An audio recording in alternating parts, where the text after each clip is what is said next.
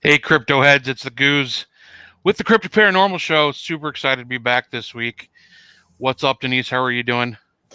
I have no complaints. Good. None. That's Yep. good. It's always nice to hear no complaints. Yeah. Even if You there is, got there's no point, you know? right. Yeah, Just yeah. Life fine. goes on. Yeah, Try to do good. better tomorrow. Right. So, as you guys probably noticed already, Heisenberg is not with us tonight. Just has stuff going on, so he won't be here. Hopefully he'll be back next week. But yeah, that's it. Just not here. It's got stuff going on, which we all do. It's life. We don't get paid for this show, unfortunately. It Right. would. It would be nice.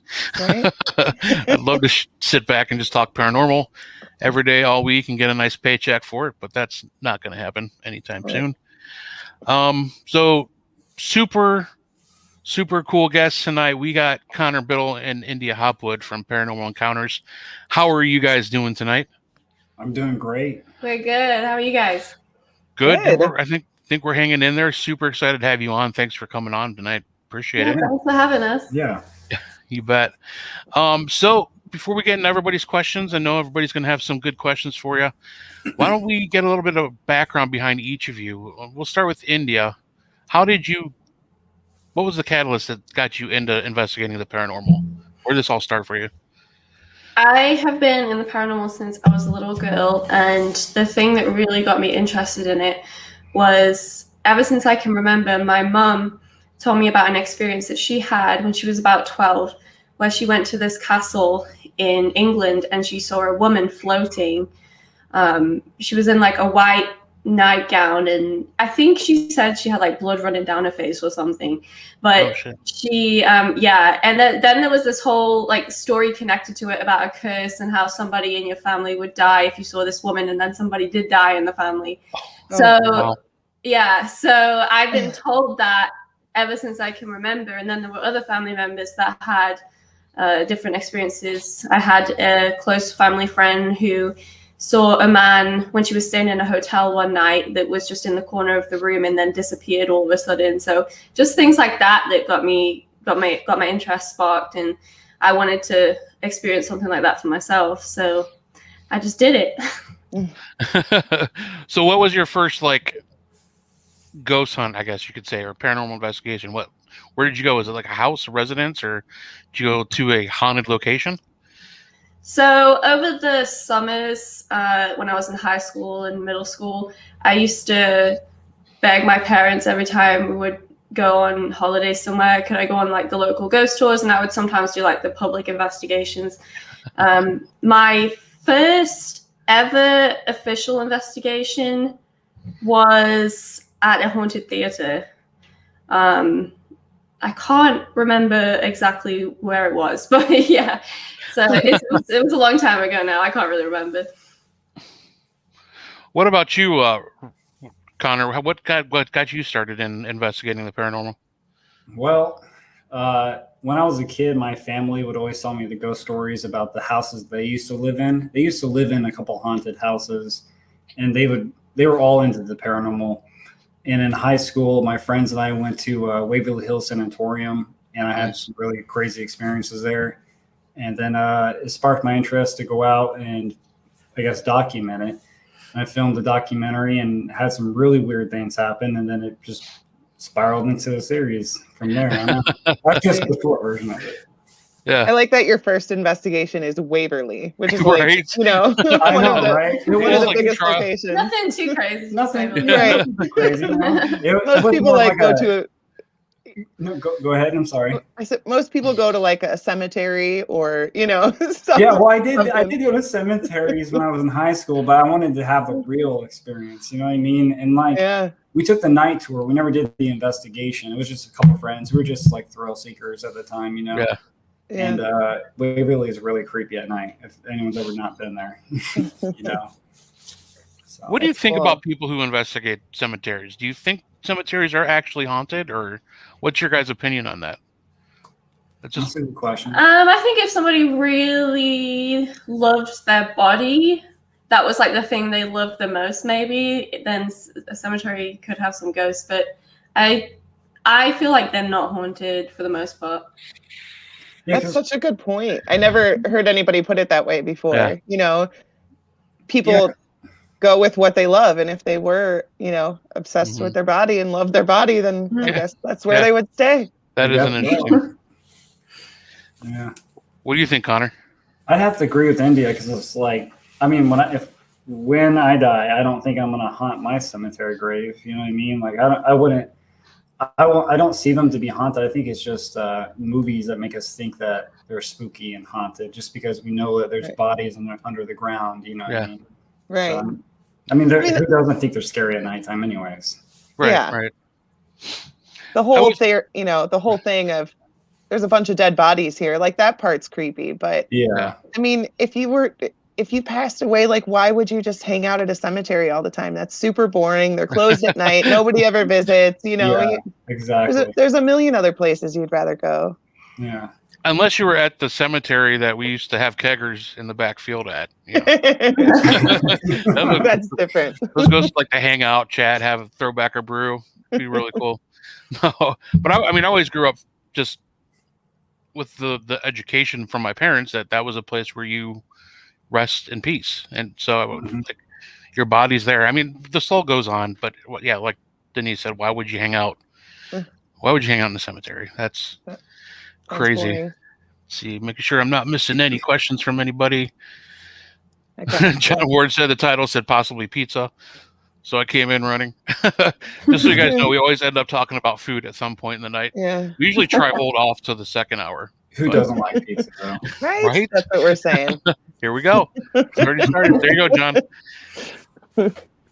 John always reminds us that we haven't talked about food yet. If we miss it, John will remind us. He'll shift it real quick. So how did you guys meet? How did Paranormal Encounters come about?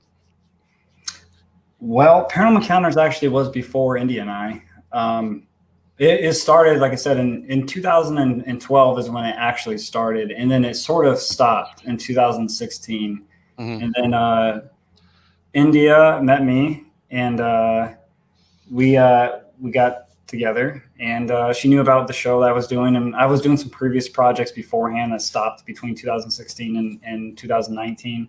And in 2019, we decided to start up, and we knew somebody who lives nearby here who runs a haunted mansion. So we decided to start up Paranormal Encounters and do a pilot, and then we decided to keep going with it. And then this time, so that's really how we met. Honestly, we just started talking online and started dating. Nice. Nice. That's a cool story. That's one of my favorite parts of the paranormal, though. I've met so many amazing people, you know, just since I started doing this. It's great, the people that come into your life. Yeah, honestly, some of my best friends that I hold dear and near are all people I met through ghost hunting. Right. Of course, then some of my enemies, you know, my bitter nemesis are also members of the paranormal community. But, you know, most definitely. You know, you got to kind of weigh each one. I mean, I'll be honest with you. Like, you know, when I did the show before, it didn't feel fulfilled as much as it does now with India. You know what I mean? Not to be cheesy or anything like that, but it feels a little more fulfilled to do it now. No, I mean, it makes perfect sense because I know my team. We're like a family. I mean, we there's a chemistry there, and I think especially when you're investigating the paranormal, and you have to trust each other.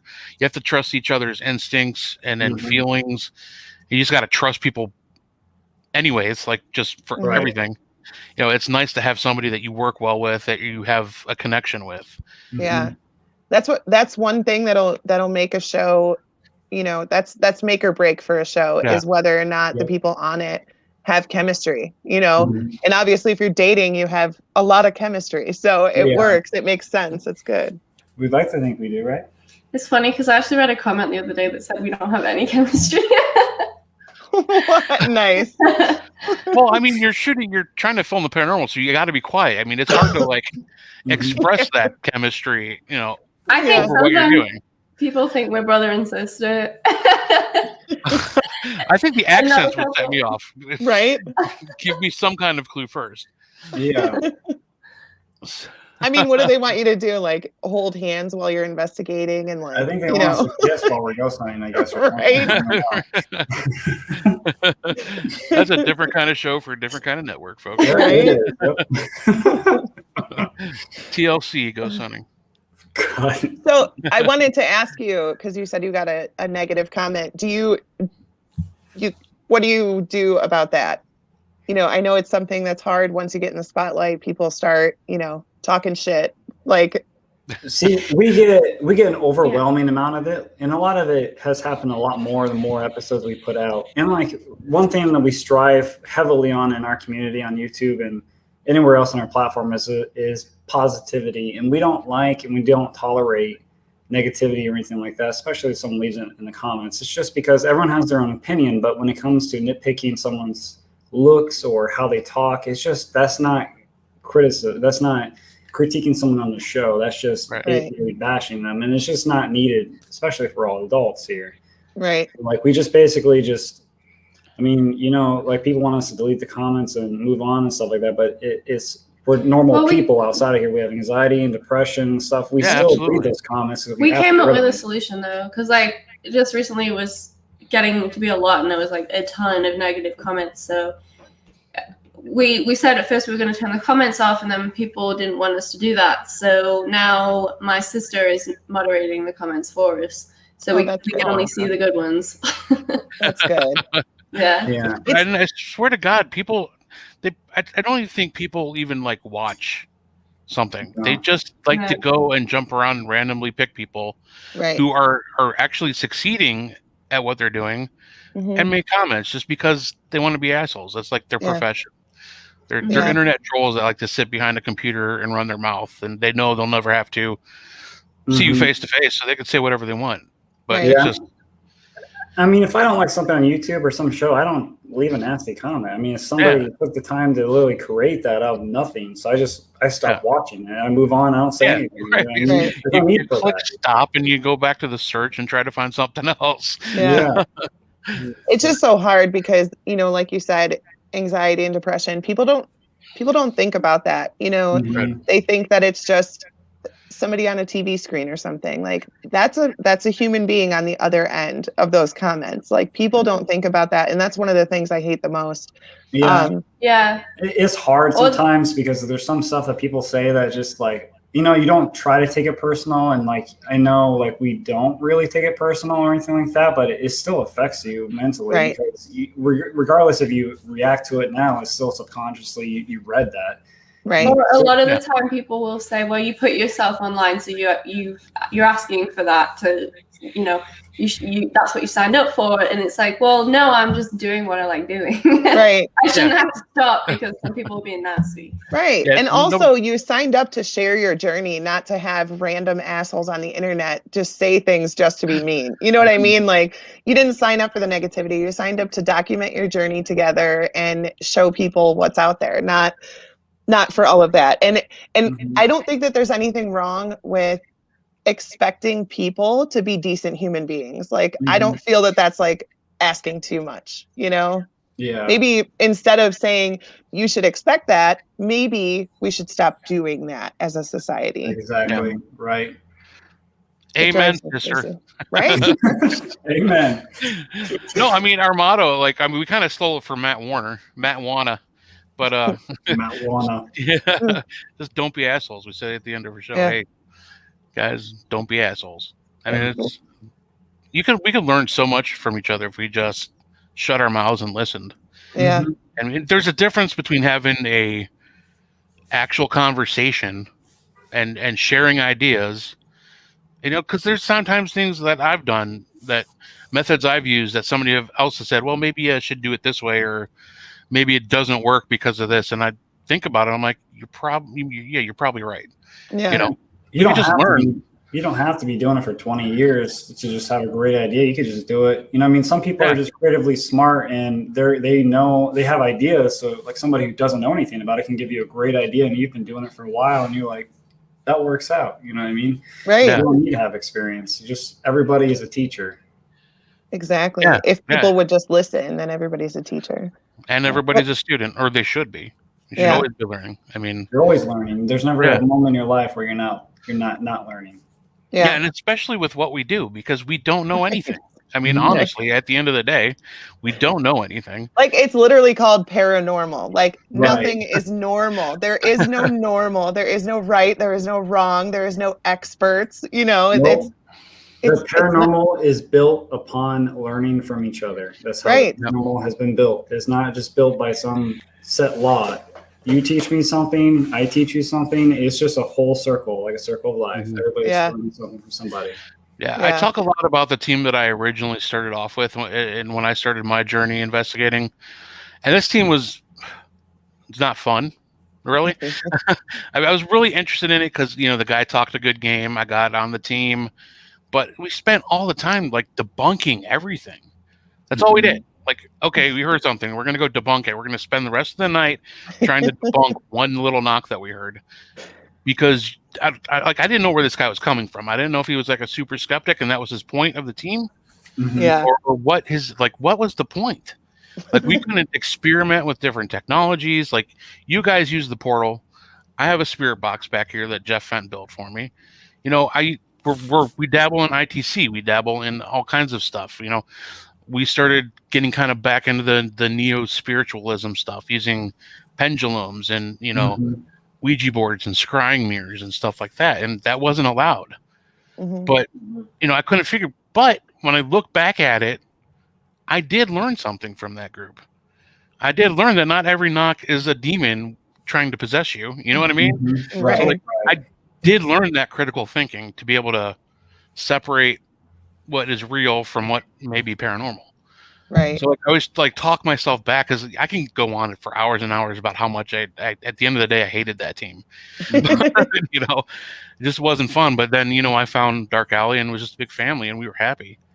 Yeah. And we learned from each other, and we never if people that just start off with our team say, "Hey, I want to try this." Cool, let's do it. Let's try it. Yeah. Even if I know that I've tried it maybe personally and it never worked for me, doesn't mean it's not going to work for them. Right. So Peggy Goodell asked a good question. How do you decide what locations you want to cover for your show? Really?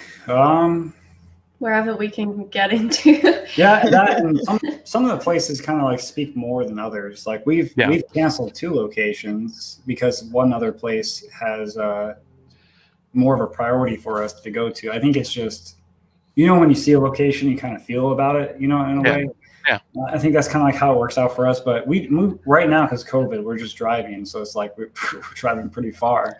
Yeah. I mean, we live on the East Coast, so we're trying not to drive too far because 10 hours is a lot to drive. Yeah. We were trying to do 3 episodes in the weekend from Friday, Saturday, Sunday, come home. Oh, wow. It was just way too much to do. Yeah. Especially driving 10 hours. So it really location speaks out, really. Yeah, and I could imagine right now with COVID and the whole pandemic, it's got to be super tough on you guys. It's a blessing and a negative in the same way, because if we were flying, the episodes would be real expensive to go do. But right now, since we're driving, they're a lot easier, especially since we're finding some new locations on the East Coast that we've never heard about. And the driving's not really that bad. And I think a lot of people have found us because they've been in quarantine. Yeah. And we'll get a lot of comments saying, "Well, I've been watching this throughout quarantine," which is nice. Yeah, that's true. There's a lot of people binge watching shows on Netflix and YouTube and Amazon. So that's a good point. If I'm not watching a murder show with my wife on Netflix, I'm usually looking for some indie paranormal team that's put stuff out on YouTube. Because I enjoy what you guys do. With guys we had Gateway Paranormal on. I like what they do. I love Resident Undead. I like all this indie stuff coming out. To me, that's more real than what they're showing on TV. Yeah. When you see the stuff you see on TV, every place they go to, there's stuff that happens. You know what I mean? Yeah. We have episodes where we'll still put out episodes that just don't have as much activity. It may not do as well as other episodes, but that's just how the paranormal works. You know what I mean? Right. It doesn't happen all the time. Yeah. So. Yeah. Yeah, and I wish that the big shows, the network shows would stress that on their shows, because you have these teams that come out and they're there for 5 days They're investigating for, 4 or 5 nights. And then they have to do an episode that's 42 minutes long. Yeah. And they have to talk about the history. They have to show the B-roll. They have to show the interviews.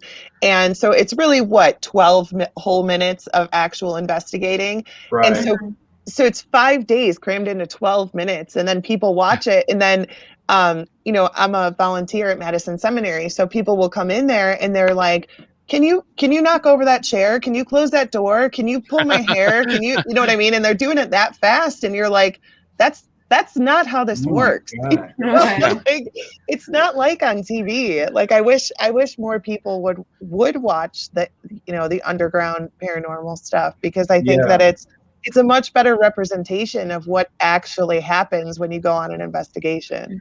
Most definitely. I agree.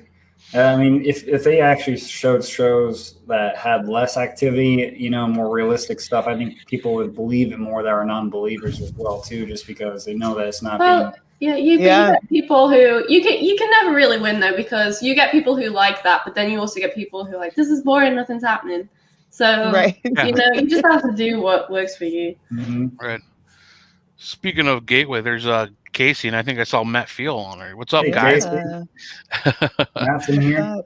But I call you guys indie, but you guys got a good following. You're up to like 39,000 something right now. I wish. I think we're at 30, almost 31. Yeah. Oh wow, so that's still awesome. I've had a page, but I don't. You guys got to put out. I mean, how often do you put out content? Because you really got to stay on top of it to it's get that kind difficult of because some of the locations, it's very pricey.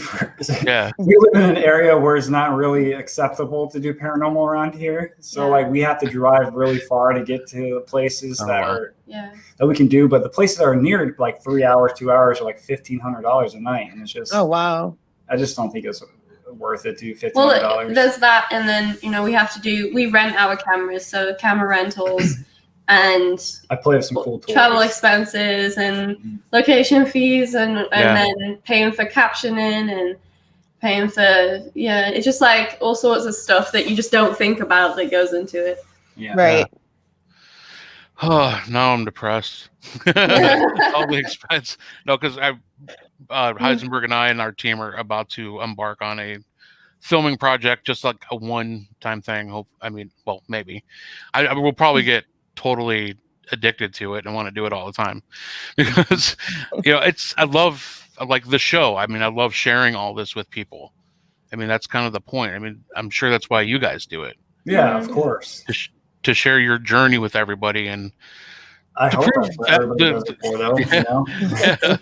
To share our experiences and sometimes our boredom with people, because like you said, you're not always going to have things thrown at you where you're not going to always be scratched, or you're not always going to give that Class A EVP. Right. But it's only been one place we ever actually had that ever happen all nonstop. There's only one place, but that just goes to show what the realistic nature of it. We've been to 14 places now. I think 14. Yeah. What is the most active location you guys have had? Probably Whispers Estate. The first time we went there, that was pretty active. It was pretty scary too. Where's that at? It's in Mitchell, Indiana. Okay. Whisper Estate.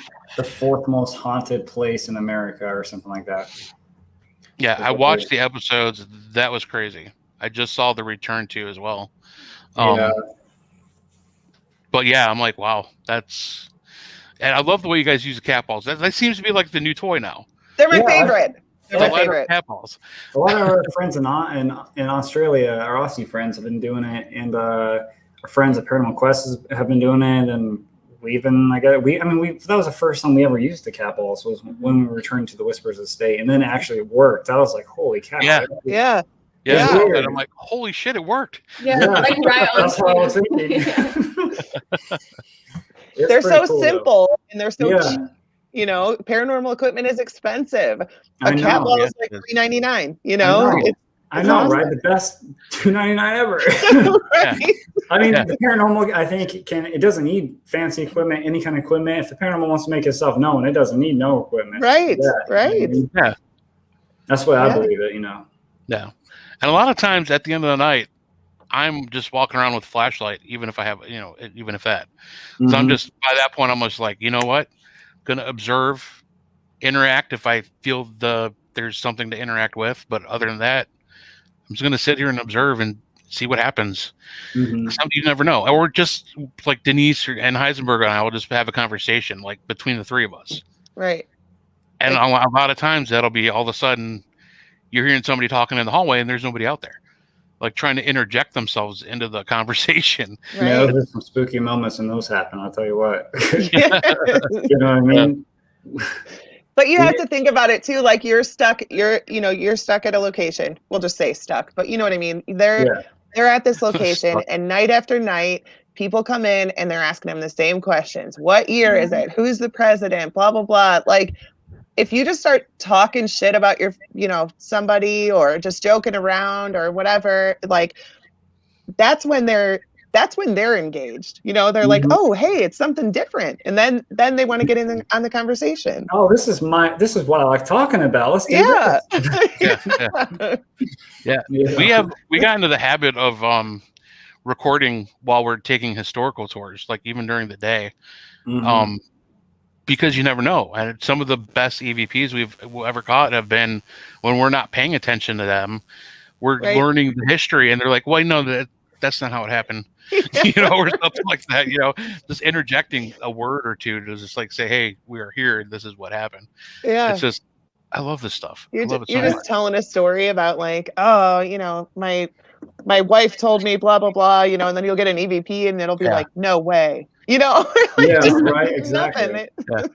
It always happens when you least expect it. We've had that happen when we've left cameras rolling, not thinking anything would happen, and then just crazy stuff happen on the camera where no one's around or no one's in the building anymore. So, I love finding those surprises. Those are good surprises when you're not in the building. Not right next to me. I don't want to see it there. But. The best EVP to date that I've been able to capture thus far was when I was sitting at a location just being quiet, and I happened to. Somebody was next to me. He made a comment that was kind of funny. I laughed at him. But right after that was a female voice. There was no female anywhere near us at the time. That came back and just you hear a sigh and it's like, I'm so fucking bored. Are you still waiting for your girlfriend? I'm like, well, first of all, I'm married, so no. And I'm sorry that our banter isn't entertaining you. I mean, we were laughing, but apparently she didn't find it very funny. I just, it's just crazy stuff. And you never know. I got one that never made it into the episode because it was too quiet and we didn't want to like mess with it. But we were at the Randolph Infirmary and I just was laying in the jail cell with the recorder going, and there's a man on there, and you can even hear his accent, and he says, "She talks too much." They were not amused with you. She talks too much. Some ghosts have no filter. Right? We're notorious for not getting EVPs, though. Yeah. Oh, yeah. I mean, usually if they're loudmouth assholes in life, they're going to be loudmouth assholes after death too. Exactly. Yeah, Chris, I love one. Yeah. Yes, I love. It's one of the best things about having public events or like doing tours is when that person gets their first experience and they're like, "Oh my god!" And next thing you know, they're at everything. Yeah. Or like calling you up, "Hey, you guys taking anybody on your team?" Or right? That's how. Go ahead. No, I was going to say. I mean, it's addicting when you get something you can't explain and it's paranormal. It's addicting. You want to get more. You want to get the next big thing. Yeah. So. Yeah. I just went with Chris this past Saturday to the Gill House, and there was 8 of us and there was 9 of us and 4 of them were brand new. They had never done this before. And by the end of the night, they're asking like, so is the Madison Seminary taking volunteers? And, like, so when are you guys going to do this again? It's so much fun. I love when we did in our St. Albans episode, at the start, I said, without thinking, I said, because I was talking to the people who leave hate comments on our video, and I said, I challenge you to come with us and do what we do. And the amount of messages I've received, people been like, I'm going to take you up on that invitation. I'm ready. Like, how do I come with you guys? Yeah. Yeah. Maybe you should have said, I dare you to do this on your own. Yeah. You know? Not with us. Do you guys ever get the reaction from people that don't do this? Or like when do you guys do like any public speaking, or when you like go to an event or something? Just random people coming up to you and like just starting to ask you questions, like people you wouldn't think. And how do you approach that with them? Like somebody comes up to you with a picture of like an orb. What do you tell them? Like, well, I'm just curious. How do you handle it? Because I know how I handle it, but he just wants to know because he has no idea how to handle it. So he's looking for tips. We haven't been to an event yet because COVID, and we never been to one yet. But honestly, I guess I'm not going to discredit somebody. There are some weird anomalies that I will say that can go in the category of an orb, but it's not an orb. It's like more like a fishtail kind of thing. Mm-hmm. I only seen a few people actually capture that, but as far as orbs, I mean, it's just I try to explain what I feel it is, and then they try to explain what they would feel it is to me, and then I'm not going to discredit somebody's evidence with that. You know what I mean? I don't want to discourage somebody. Yeah. It's difficult. I won't tell somebody it's not paranormal, I guess. You know what I mean? I'll let them figure out on their own. Right, because at the same time, it's hard. You don't want to go around like, oh, yeah, that, you know what, that one's probably a demon. You know, like. That's why I don't try and stay out of the Facebook groups, because the amount of people who post, videos, and I'll be like, no, you just need your duster out. It's just dust. Yeah. Right. But like, I try and hold my tongue, but yeah. And if you tell them it's dust, then they get really frustrated about it, but I don't know. I feel like maybe you should, because you don't want them thinking everything is paranormal, because then they're going out telling the world, oh, I found this paranormal thing. It doesn't give credit to the field, I guess. I don't know, like credibility. I just usually just take a deep breath and that's interesting. Yeah.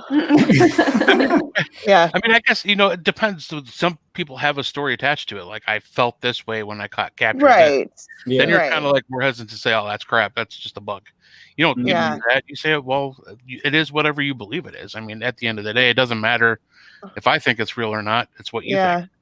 Yeah. But I mean, I tell the story all the time.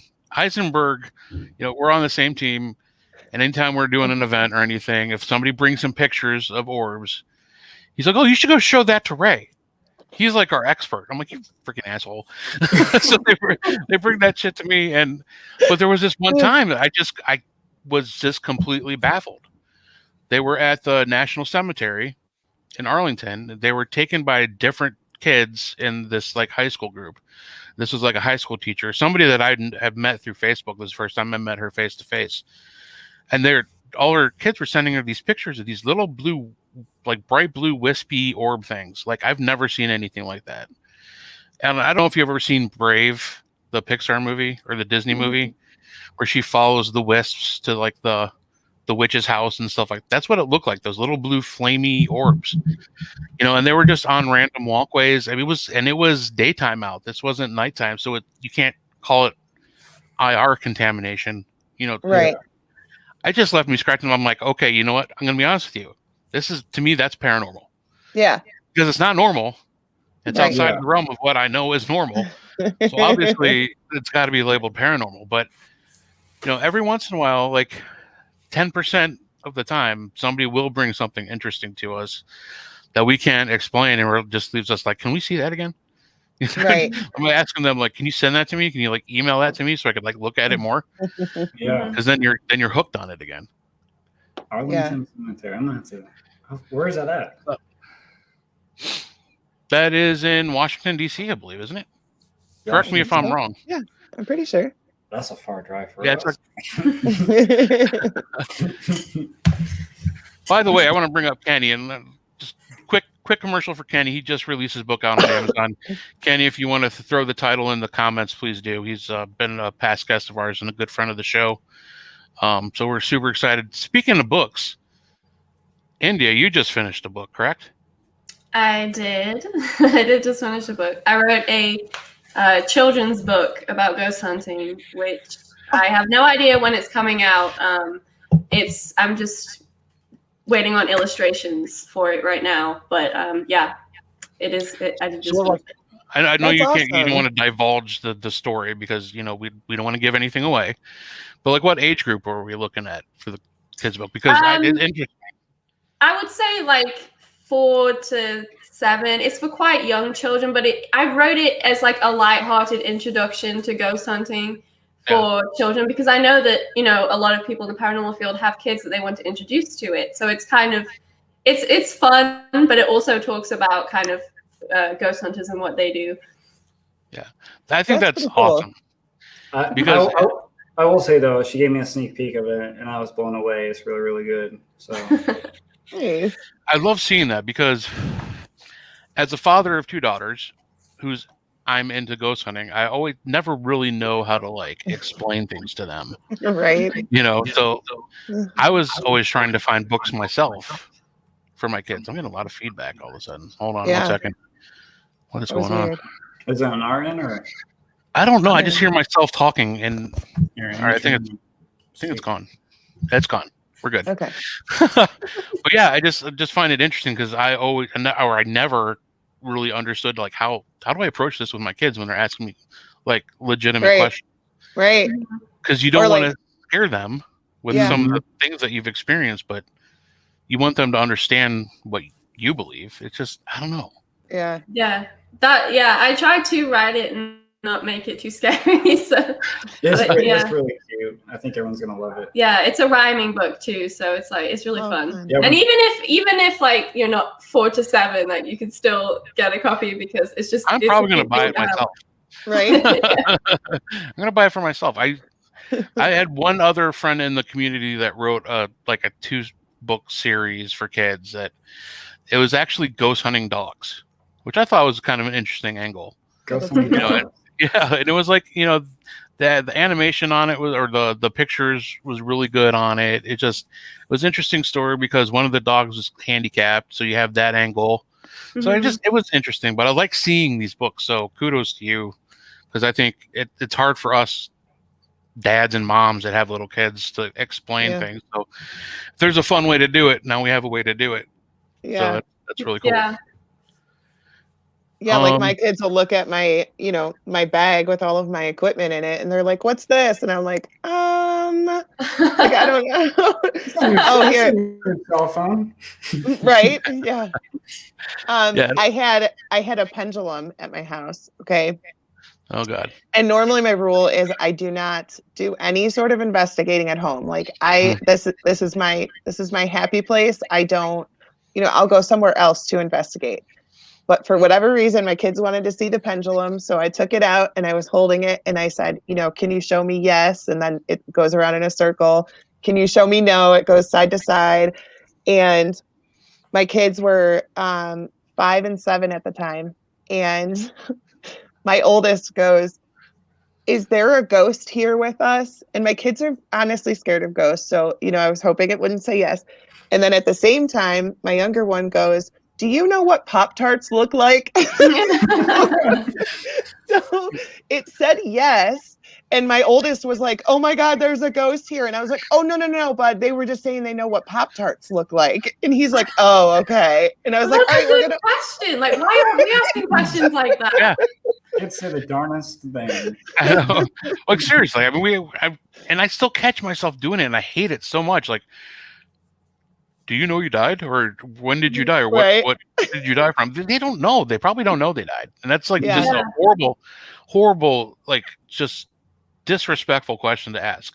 Right. But sometimes at 3:00 when it's 3 a.m. in the morning and things are a little bit quiet, and you're just trying to finish out the night. You don't think straight all the time. I mean, stupid things slip out of your mouth, but has anybody ever tried to use food as a trigger object? Because I feel like that would be like just bring in some donuts and be like, right? Yeah. Like, food makes us happy. Like, why wouldn't it make them happy? Yeah. Anybody want Dunkin' Donuts? Right? I'm making a run to Dunkin'. Anybody want anything? Yes, please. Yes, please.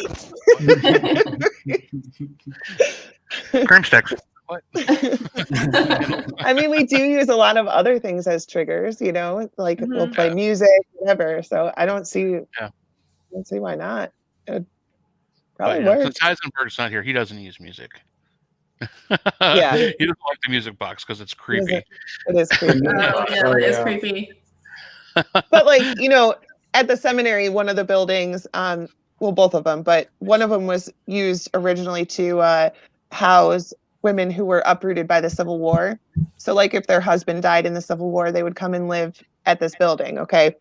So a lot of times we'll play, Civil War battle music or, like hymns from around that time period or whatever, just something to like, okay, for example, a Nelly song came on while I was listening to my music earlier.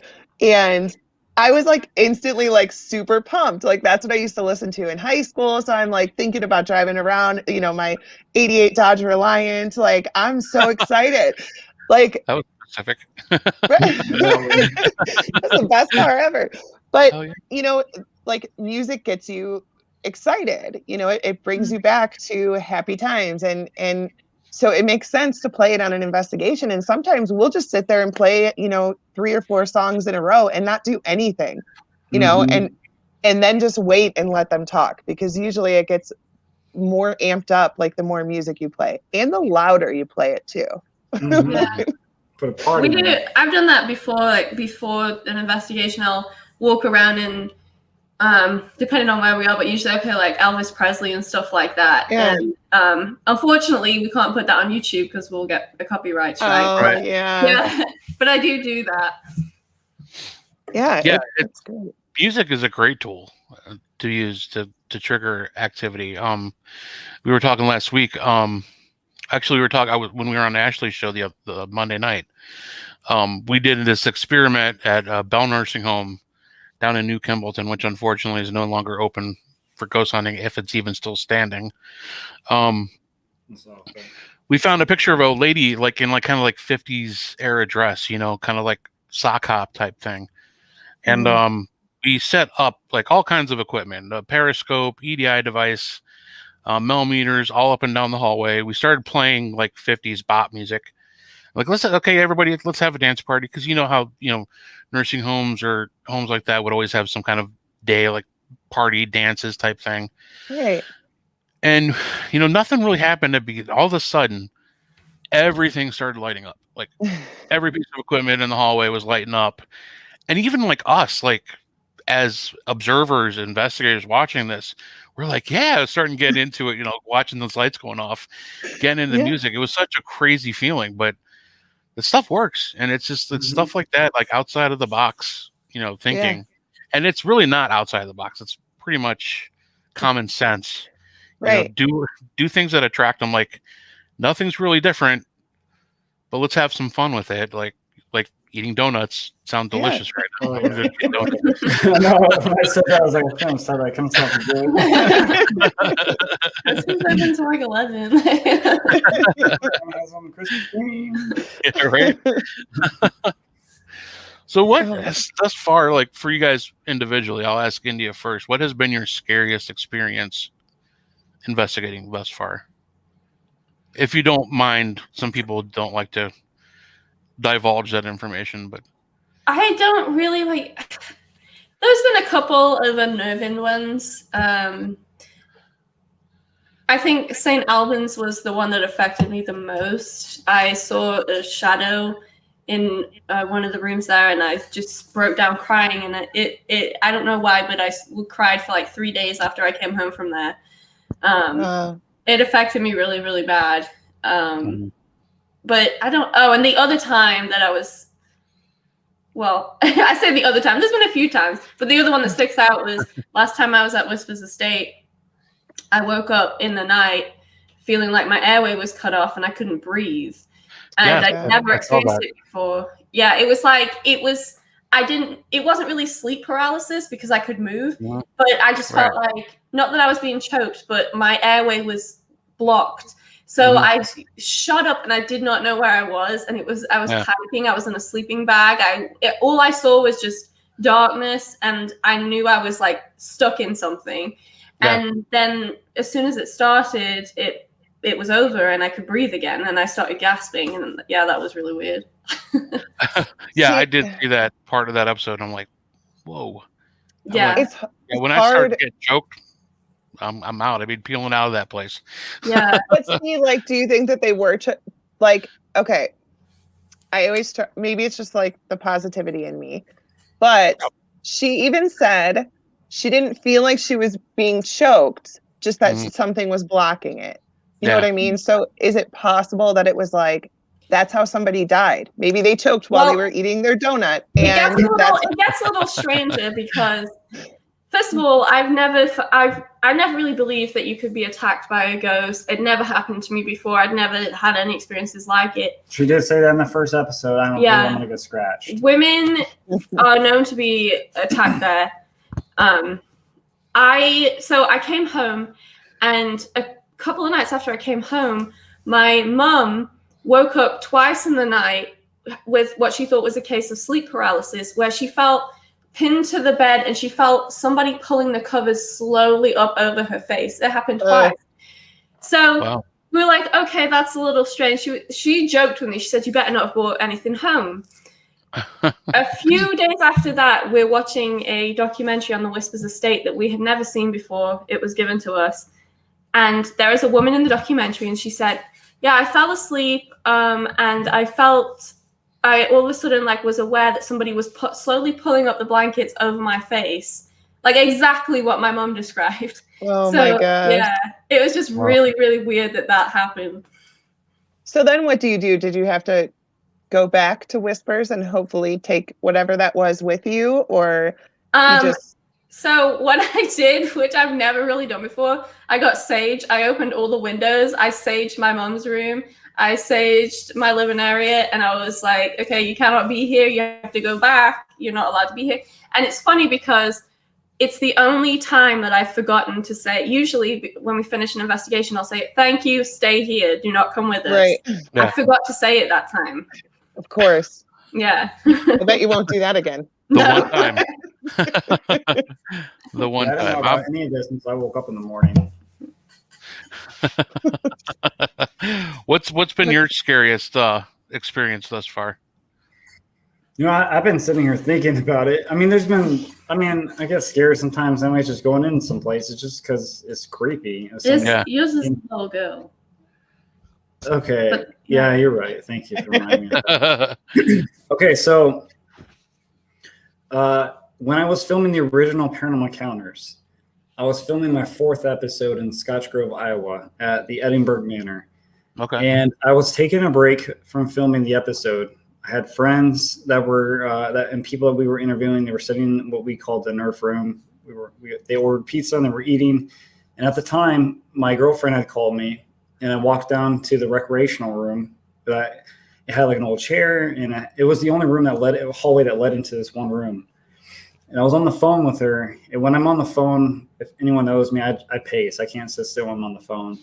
And I'm on the phone, and I'm looking down, and I'm doing like a 360, and I look up down towards the hallway, and I see a little girl actually run across the hallway.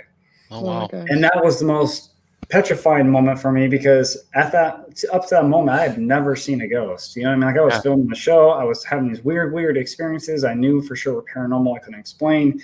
But actually physically seeing a ghost was really weird. It freaked me out. Yeah. I was petrified. I couldn't blink and move for like what felt like minutes, but it was probably 30 seconds. I walked in the hall. She wasn't there.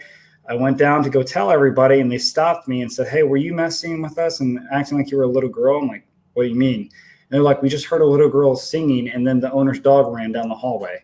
Oh, my God. Holy cow. That backed up before I could tell them anything about the story. Yeah. So it is still to this day one of the weirdest. And he can describe exactly what she was wearing. Like, she had a dress with flowers on it. It burned in my mind. It probably happened like this, but when you have moments like that, which is really crazy, is they burn into the back of your mind and they don't even happen for a second. I could literally describe her in detail, and I did describe her in detail in a project I worked on just recently, and it's one of the craziest moments I've ever had in my life in paranormal so far. And it is one of the scariest just because she's no longer here. And I saw her. And it's just, when you see something like that, you know that something's going on. Right. Sure.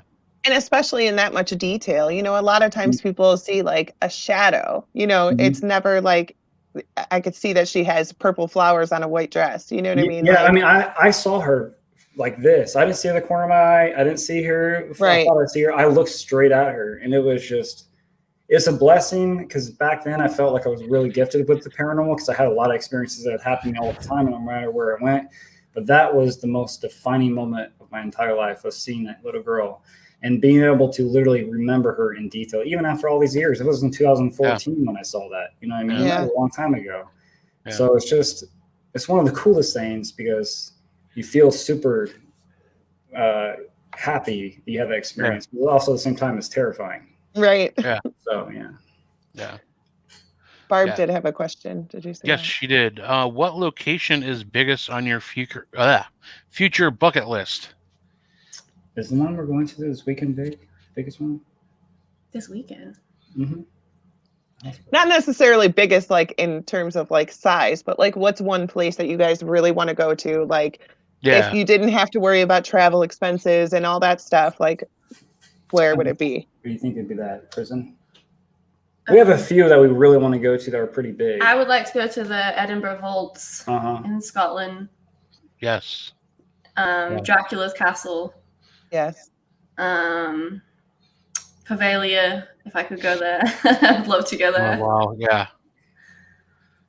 I'm not really sure, to be honest with you. So I can't even answer this question. I want to go to every place, honestly. There's not one that's bigger than anybody else. There's some places I think I want to go to just because it looks scarier, I guess, but just so that I feel like it could be more haunted than other ones. But then again, you know, you can't judge a book by its cover. That's true. Every place I want to go to, you know what I mean? I want to go to some castles. I want to go to England and go investigating. Yeah. Oh, it's definitely way different. We were just talking about that on the show a week or two ago. Like, you know, in America, we have all of these things, but we have such a baby history compared to the rest of the world. You know, there's freaking castles that, you know, there's just so much more history. Mm-hmm. And it feels so different too. Like there are some really gorgeous old houses and things in America, but when you go to places like England and you walk into a castle, like it's so massive that it just takes your breath away. You can't believe where you're at. It just feels completely different. The atmosphere feels completely different. Okay, Paris Catacombs. That's one place I definitely want to go to. But I want to go in an area where no one has ever been for a long, long time. I don't care. Yeah. I'm going to get lost or something down there. You don't want to get lost. I probably don't want to get lost, but I want to go to an area where no one's been for decades. Like, I want to go to those areas just to see what they are. It's already creepy enough, right? I mean, right. Let's make it creepier. Let's get lost while we're at it. Yeah, let's get lost in the scariest place in the underground. Right. Yeah. I want to find a nice haunted English pub.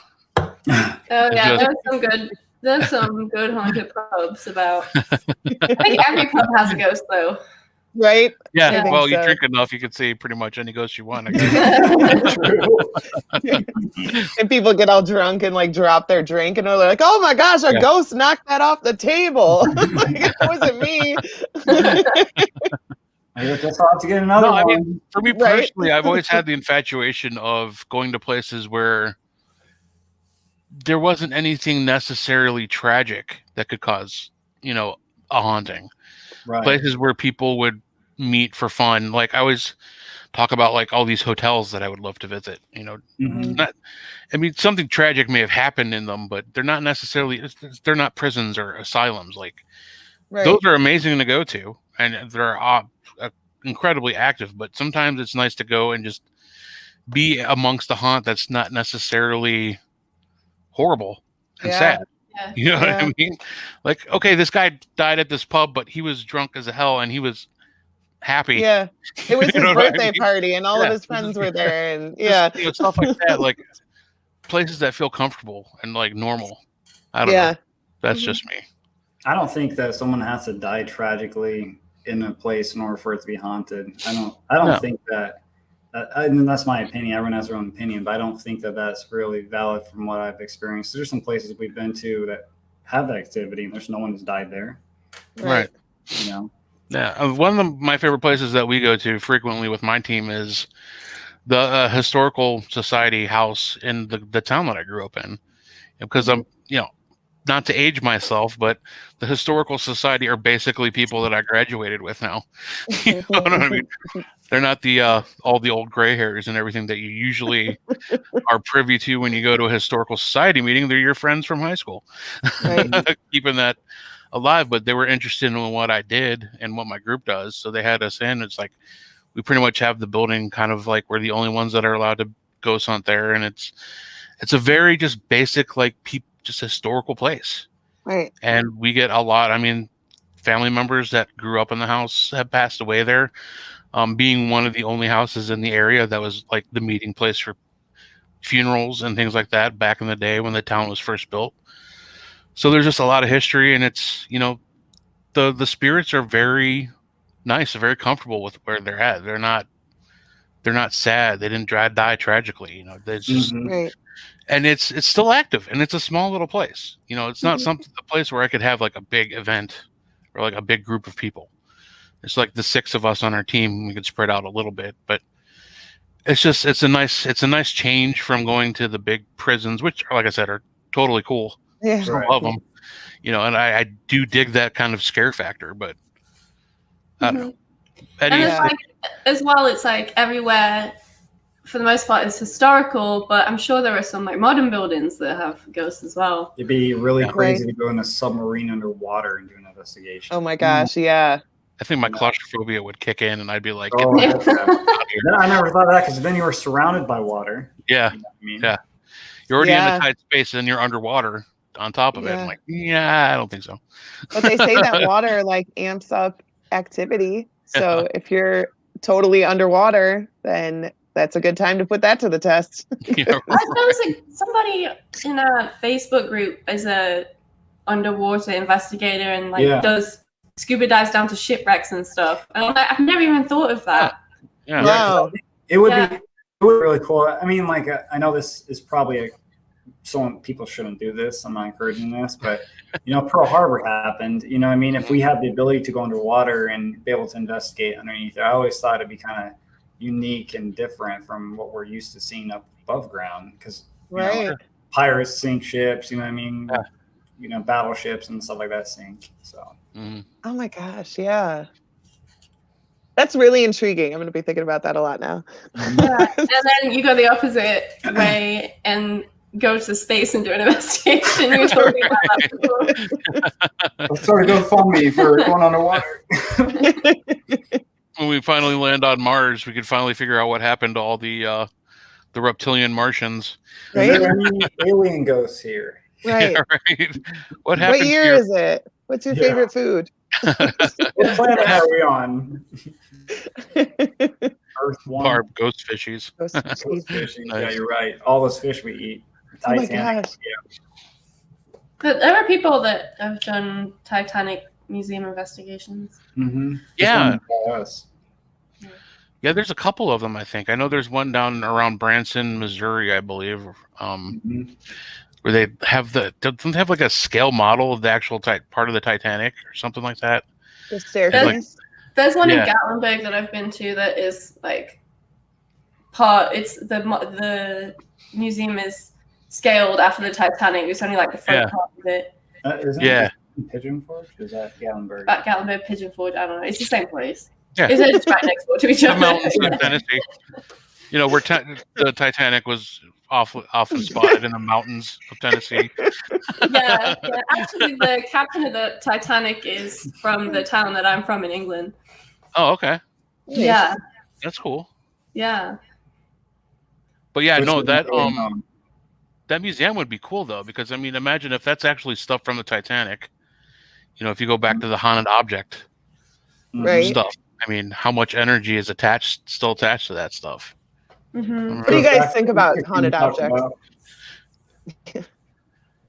What do you guys think about haunted objects? Oh, haunted objects? Oh, sorry, you froze. Yeah. Like how is she talking somebody's but not moving her mouth? I know. You think somebody's like stuck to a chair and that's where they're at for eternity? Well, see, I mean, it goes back to the music thing we just talked about. You know what I mean? It goes back to something that you're familiar with and maybe used a lot. Like if grandpa used a chair that rocked all the time every night for 30 years, you know what I mean? Like maybe it could still rock. Maybe it's not so much somebody, it's something left over that somebody's imprint, you know what I mean? Like we have thumbprints, you know what I mean? We leave that stuff behind in everything we touch. It's like the same thing with how we act and our emotions and things with objects. And maybe that's what gets left behind. There is a chair that my grandma or my aunt had actually at her house right now that one of her family members had, and he used to rock and roll on it. I think he actually had an experience in that chair, but I don't know if anybody else actually had after that or whatnot. But you know, there could be more experiences with things that people leave behind. I mean, it's just something that somebody loves. I mean, all the millennials are going to be stuck with their cell phones. So. Right. I got a Honda smartphone. It keeps texting me. I know, right? How about you? That's it, but going off of that, talking about texting on haunted smartphones or whatever, I'm trying to find people right now who have had experiences where they've had ghosts text them or Facebook message them or call them. Because, if you think about it with like modern technology and everything and how much people love social media, would it be possible that social media could be haunted or your phone could be haunted? Right. Yeah. That's an interesting... I don't see why not. Theory to think about, actually. I never really thought about that. Yeah. In a way, I kind of feel like I'm haunted by Facebook because my mother passed away 2 years ago, and everyone just when the memories pop up on Facebook, and I'm like, no, like I want to take her page down, but I don't want to because that's still part of her that's still with us, like I don't know. It's just weird. Yeah. But yeah, I mean, it's not really a haunting. She's not like messaging me like, hey, Raymond type stuff, you know, but I don't know. I definitely have heard about people getting phone calls. I know Shelly and Chelsea from the seminary. Shelly wasn't there one night, and Chelsea was there, and Chelsea's phone called Shelly from the building. Really? Yeah. Chelsea didn't do it. So I don't know if they were just, like trying to call Shelly, like, what are you doing? You're not here. Like, Chelsea's here. Why are you not here? We know this thing connects to Shelly. Yeah. So just push some buttons and try to get her. You should be here, Shelly. Yeah. I have heard about people's phones making, phone calls, but I don't think I've ever heard of a text message. Oh, that would freak me out. I've heard of people getting emails from dead people. I've heard of people like going on Facebook and seeing people that have passed, like being online and just like lots of different weird accounts. I find a lot of this on Reddit where people be like, this just happened to me, the paranormal forums. But the idea of it is really creepy to me. Yeah. I think it's because you can't see what's on the other end. Just like it would make a good horror film. I know there have been horror films made about it, but there's something about not being able to see the person, but like you'll get a call from somebody who's passed away. Mm-hmm. Yeah. I mean, in theory, if you think about it, what do we do when we're investigating? We use spirit boxes so they can talk through radios. We use Ouija boards, all these other types of things, even more technologically advanced. Why could they not start just giving us a call or throwing a text at us? You know what I mean? It's not any more crazy than a spirit box. That the idea of it, if you like look at the idea itself, like, I don't know. Either way, it's manipulating technology to communicate with us. So why not? Right. A lot of people use like Etch-a-Sketches and those like magnetic boards. Like when we had when we were kids. The Magnadoodle? Yes, the Magnadoodle. You could use that? Yeah. I always do it on my face. I always try to do that. But no, I've seen people use those in investigation.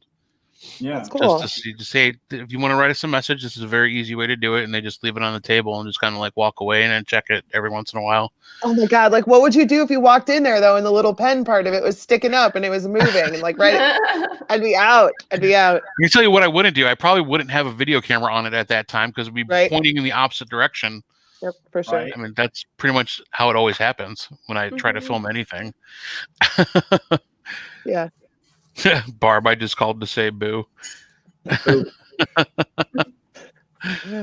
But yeah, I mean, there's all sorts of things that we could be using that, I've seen other people, we've tried to Etch-a-Sketch before, but then it just became a toy that we carry around. We really never got any interaction with it, unfortunately. Yeah. Just a couple lines, something. I really like the old-fashioned ghost hunting techniques that they used to use like 100 years ago. I mean, like I bought bells and a string and made my own, like motion detector, and I put it up against a doorway and actually did hear the bells go off like in a school. It was really weird. We used baby powder before. I actually did capture a footprint in the baby powder before. Wow.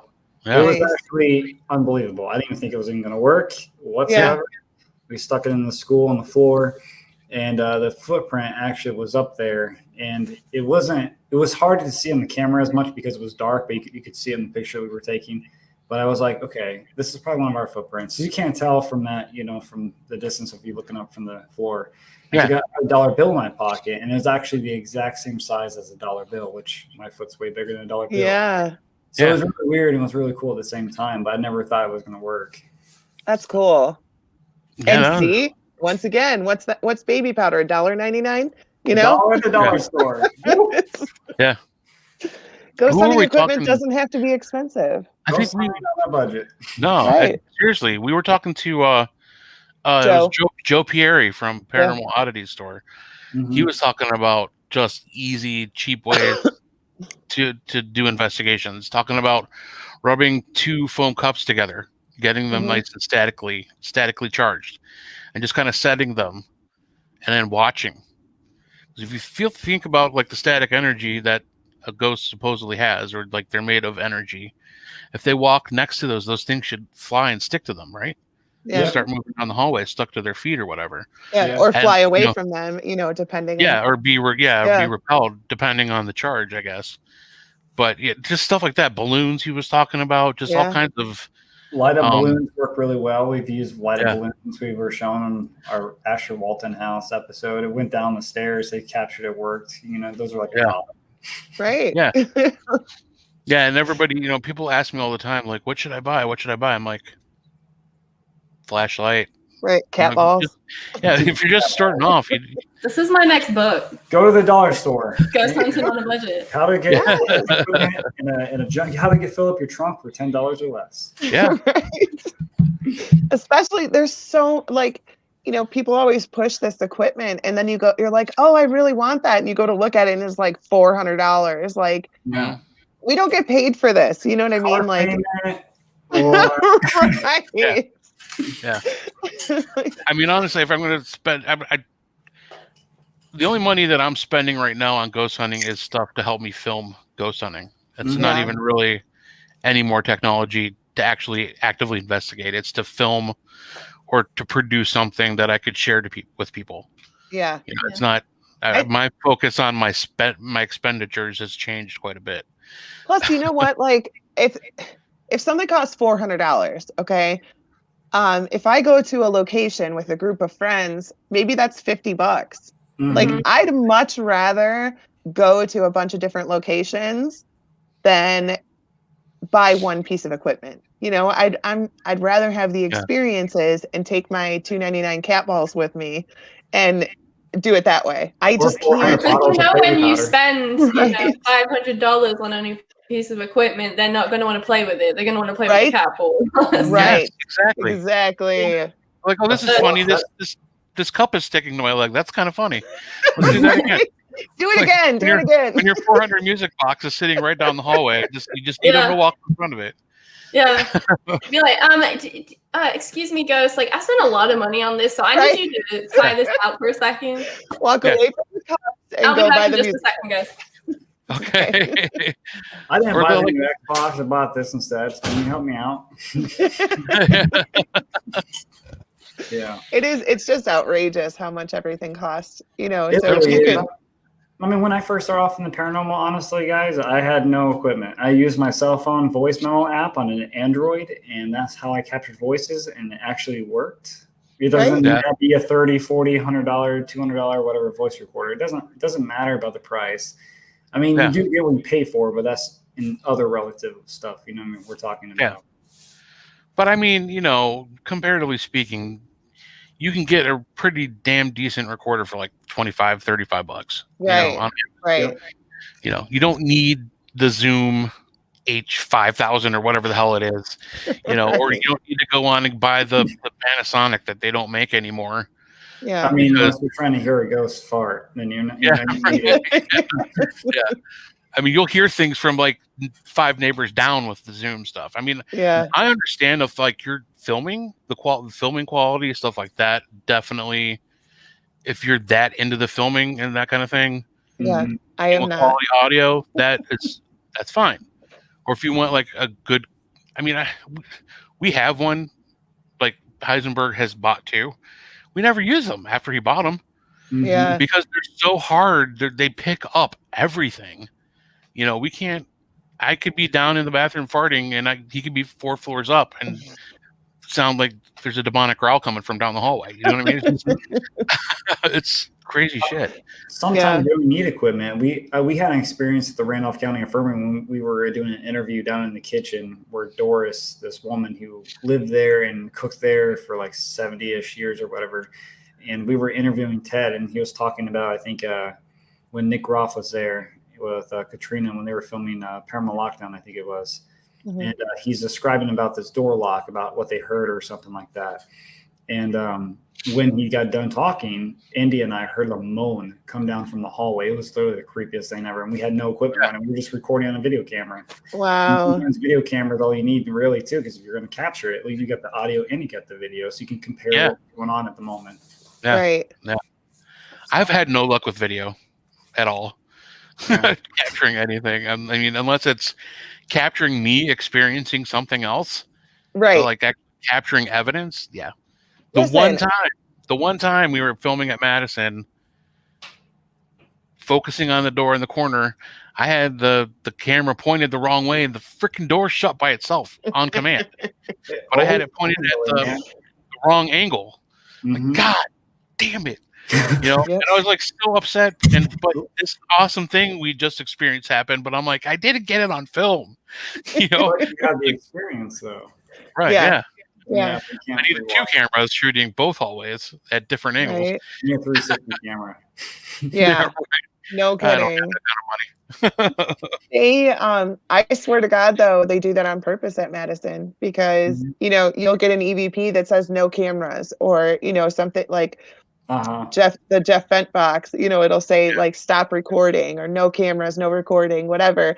And a lot of times teams will come in and they'll be like, oh, it's a quiet night, and I'll tell them just turn off your cameras. Like, I swear to God, I know it sounds crazy, but I think that they know you're recording and they don't want you to catch anything. So just turn off your cameras and just sit there and be quiet.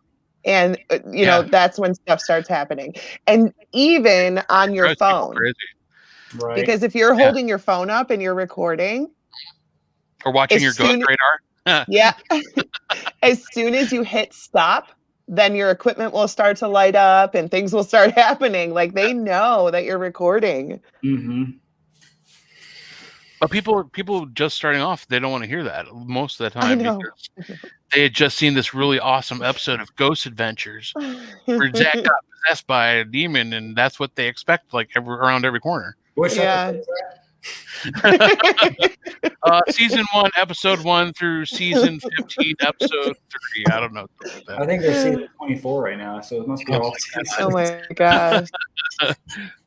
But yeah, I just. When you suggest that to newbies and they're like, what? Yeah. That's so boring. I'm like, well, that's unfortunately sometimes we go investigate and that's what it is. It's boring.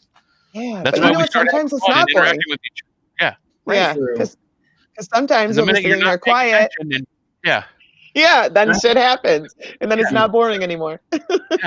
I think sometimes there's a misconception too when you watch the shows, like especially if you're new and you just get into it and you're like, oh my God, this place is crazy. I want to get into it. Then you don't have it and you get bored and you start thinking, I don't know if I want to do paranormal anymore.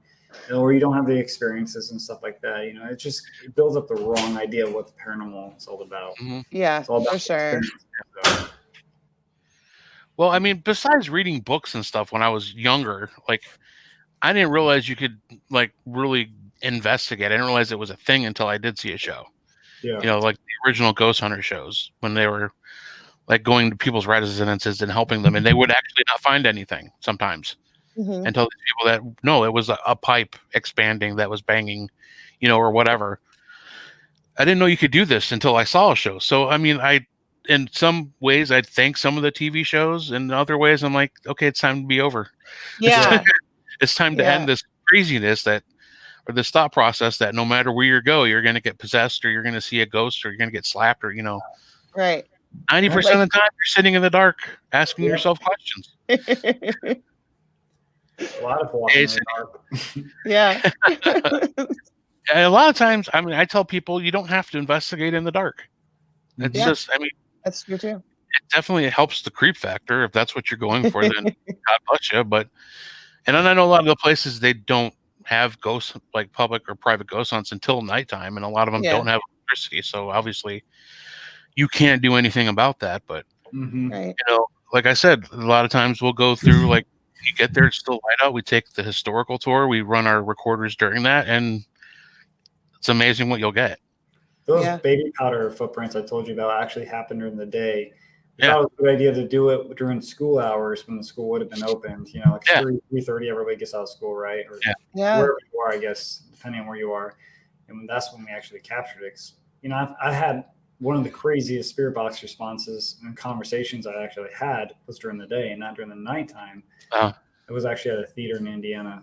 So it's really, I mean, you can get I don't think it matters if you're daytime or nighttime when you're doing an investigation. Why would a ghost just go sleep during the day and be like, yeah, I'm going to get up about 4:45 and talk to these people? Well, you know, back when my team used to run residentials, when we had the time to be able to do that and the manpower, I mean, if we would do the interview and if the person was having, you know, we always told them, write down when things happen to see if there's a pattern.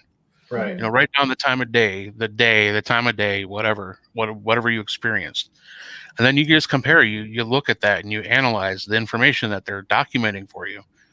And if the shit is happening between 2 p.m. and 5 p.m., that's when you should be investigating.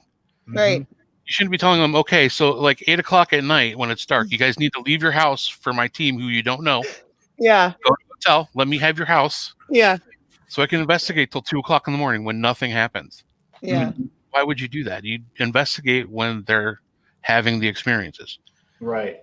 I'll get off my soapbox now.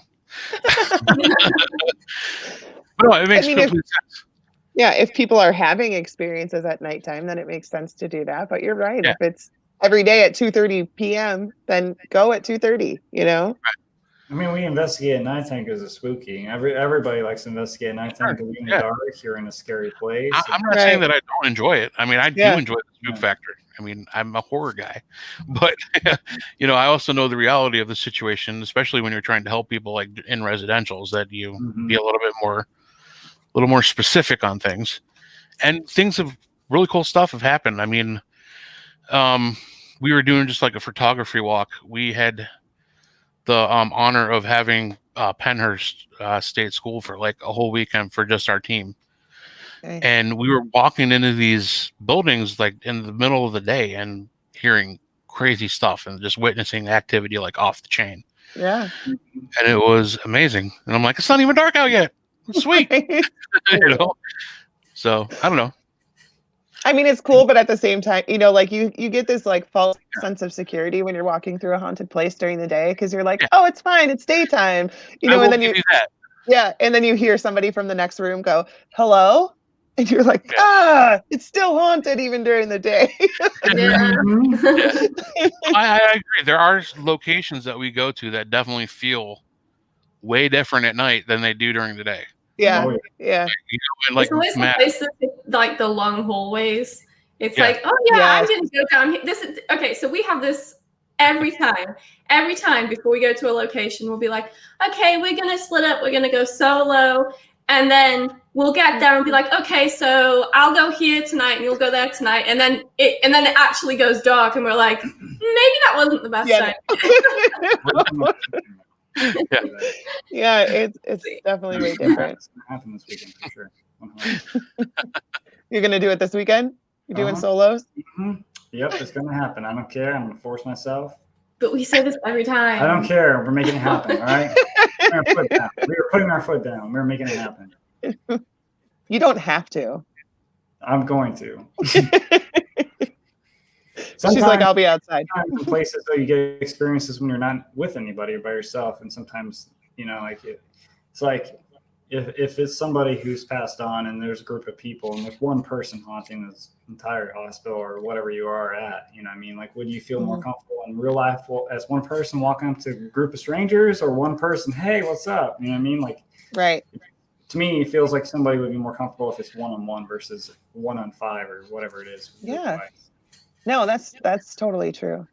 You know, I've been on investigations where there's like nothing really going on, but then you step back and you look at it and you have 10 people in a circle, you know, and everybody's standing around or even sitting around, and all of your equipment's in the middle of the circle. Like if that was me, I would not want to walk in the middle of a circle of 10 strangers, you know? Yeah. So if you kind of split up a little bit and make an entrance to the circle, you know, don't like, you know, maybe make a half a circle, but at that point, it becomes like public speaking class, and no one likes to stand up there talking. Yeah, nobody wants to do that. Nope. Yeah, that is the hardest part about the public ghost hunting events is the amount of people you have in tiny rooms, like watching you perform and try to like get some interaction with spirits. Is like with 20 people in the room, they don't want to come in here and interact with and all those if you people. and I are working together, I'm just like, Denise will talk. I'll just sit here and like just mind my business until she looks at me. Is like, are you gonna say something? Right. I mean, I understand the concept of doing a solo. It's not for me. I actually just did the first one ever during our show last week. But it was a little bit different because, you know, I had people watching and I had my phone and I could see their comments. You know what I mean? So it didn't feel like I was alone. I don't think I could do that kind where you just go in by yourself or just sit there. It's for the entertainment factor. To get the more fun it is. Yeah. The door opens and I scream. Right. I mean, a lot of the times it's not something that I'm comfortable with at all. A lot of the times, though, it's me challenging myself and challenging my own like senses, you know, to see if I can do this, like I can make that contact.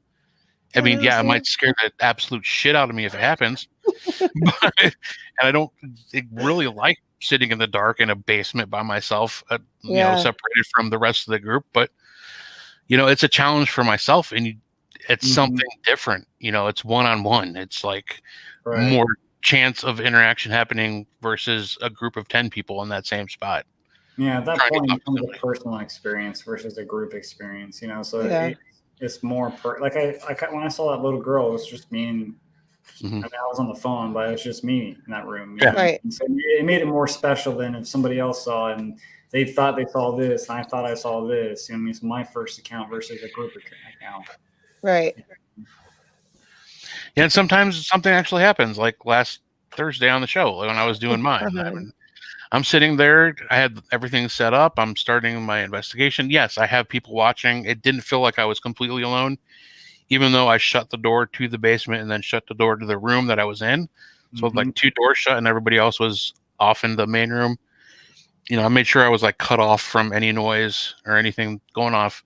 I sit down and my freaking light on my camera turns off, and I'm thinking, okay, my battery just died or whatever, because it's been running for the most part for like almost 2 hours straight. And I get up and it's one of those Sony IR camera lights where it switches between regular LED and IR. And it's a very stiff switch. It's not like something you can just bump into and it'll go off. But it was pushed down physically into the off position. And it was on. I mean, everybody saw it happen. Yeah. And then, you know, Heisenberg comes to the rescue. And as soon as he walks in with another light, I figured out that's when I figured out it was actually switched off, like physically moved. So that happened when I was alone. Well, that's really cool, actually. Yeah. So maybe carry a flashlight next to you within arm's reach, you know, while you're there. Yeah, right. I think I did, but I just wasn't thinking straight. I'm like, okay, the light. I got to get this light on really quick. I got to figure out what's going on. You're in the dark now. Yeah. Now I'm like in the straight dark, and I'm not thinking straight. Right. Like I had the flashlight in my pocket. And I hear Heisenberg over the phone, like, I'm coming, man. I'll get you a light. I'm right here. It was funny. Yeah, that's crazy. What's up, Mr. David Gear? Hello, sir. How are you? Hey, David. From Paranormal Quest, I believe, correct? Yes, Paranormal Quest. Yes, from Steve Hummel and the gang. They do a tremendous job with their show. Yes, they do. They've been putting out content like literally nonstop since like September, August, whatever. It's like every week putting something out, which is amazing. Yeah. Going back to Chris, she said she got touched for the first time at MadCon. That was me. You didn't see me. The 300-pound ninja creeped up on you and touched you without you even knowing. Yeah, that was it was like a flashlight tour, but during the day, obviously. Okay. And I think that she was up in the asylum. Oh wow, okay. Yeah. Have you guys done any investigating at any locations in Ohio? We have, but we did not really. We captured some activity, but it wasn't enough to make an episode out of it. We went to a school that is being worked on to be open for people. It wasn't open for the public yet. Oh, okay. Where else have we been to? We'd like to go to Madison eventually someday. That's a goal. And where else in Ohio? I think that's it, actually, in Ohio. There's some places in Ohio, but guys, it's far drive. Yeah. I don't know. I'm not going to tell you to give me your address. Like, where do you guys? You said you're on the East Coast. Like, are you coast? Yeah, we're in South Carolina. Yeah. Oh, okay. We're in the upstate in South Carolina. That's where we live at. But Ohio, I think Madison's like 7 or 8 hours from us. Yeah. Oh, wow, yeah. West versus State was 8 hours for us. Okay. And, the furthest we went up to is near Chicago. We went up to the old Lake County Jail when we did a collab with Paranormal Quest. Gotcha. That was a really far drive. Yeah. Yeah. Feels like the drive just goes on and on. It doesn't end. Yeah. But I'd like to do more though in Ohio. I've seen a lot of. I actually just started following some. I can't remember who it is, but somebody on Instagram that just posts nothing but haunted places, and there's a ton of them in Ohio. I saw. I'm like, yeah, those places up. Yeah. It's funny because people will be like, Ohio, what's wrong? Who hurt you? Like, why? We have so many. See, the thing is, though, like, what's funny is half of our show is in Indiana, so might as well just call it Haunted in Indiana Encounters or something like that.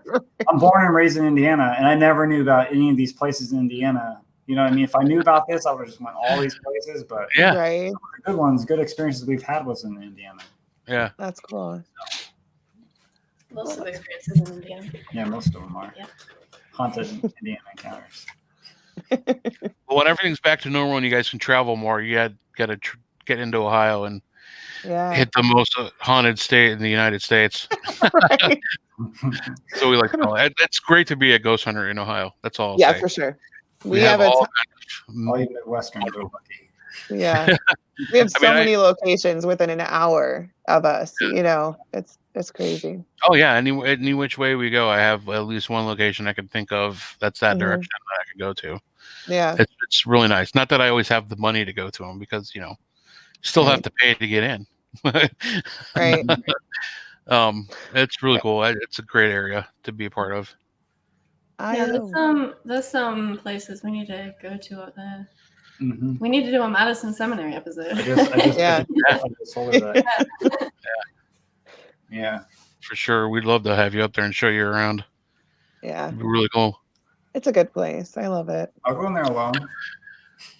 What's that? I love going there alone.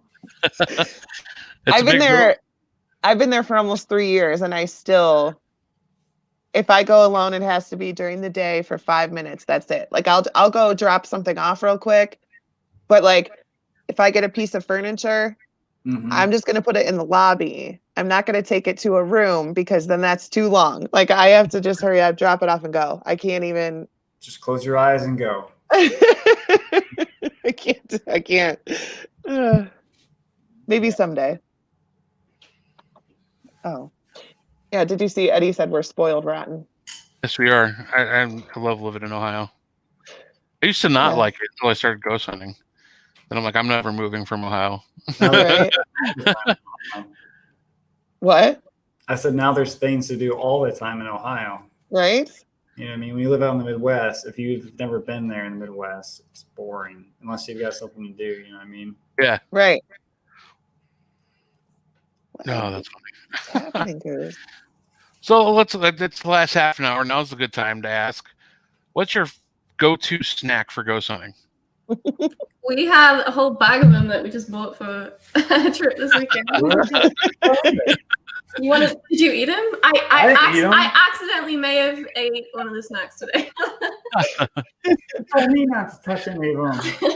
She told me not to touch any of them. Because I know that you'll eat the so whole funny. bag. She didn't want you to touch them because she was going to eat them. Yeah.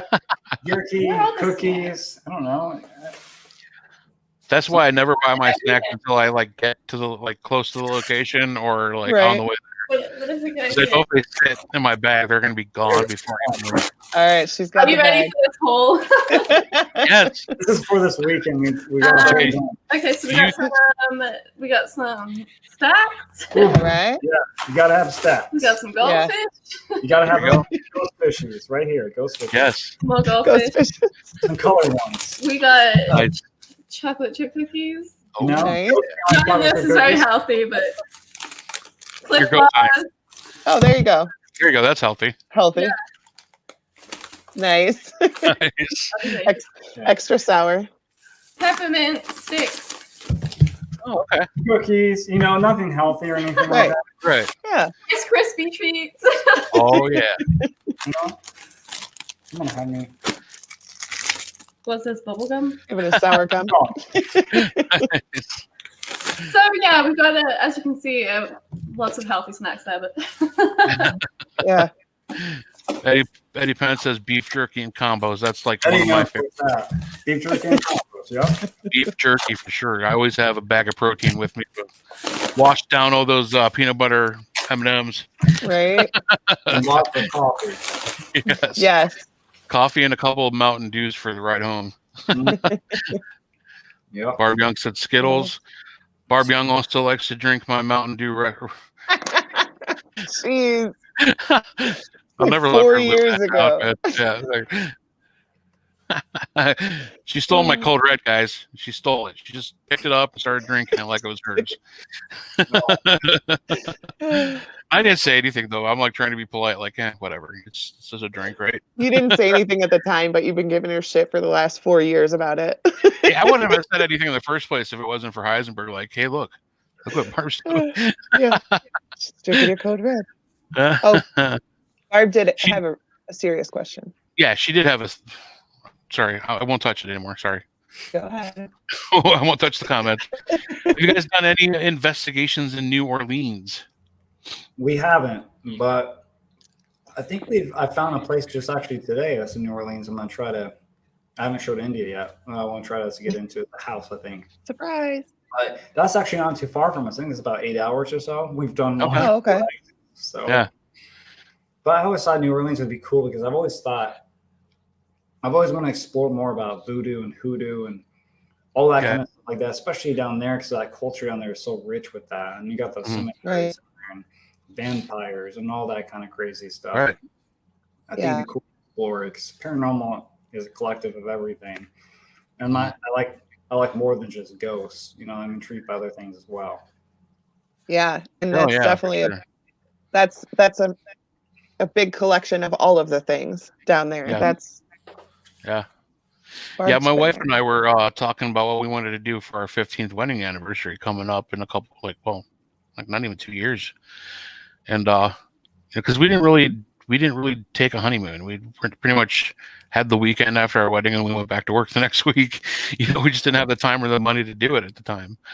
So. Plus, my wife was pregnant already with my daughter, and she was uncomfortable. So we just decided to put it off. But we're seriously talking about doing a New Orleans 3 or 4 day weekend trip and going down there and exploring. And I'm like, Well, obviously, honey, I mean, I know it's our anniversary, but if we're going to New Orleans, I gotta do at least a ghost horror or ghost hunt or something while I'm down there.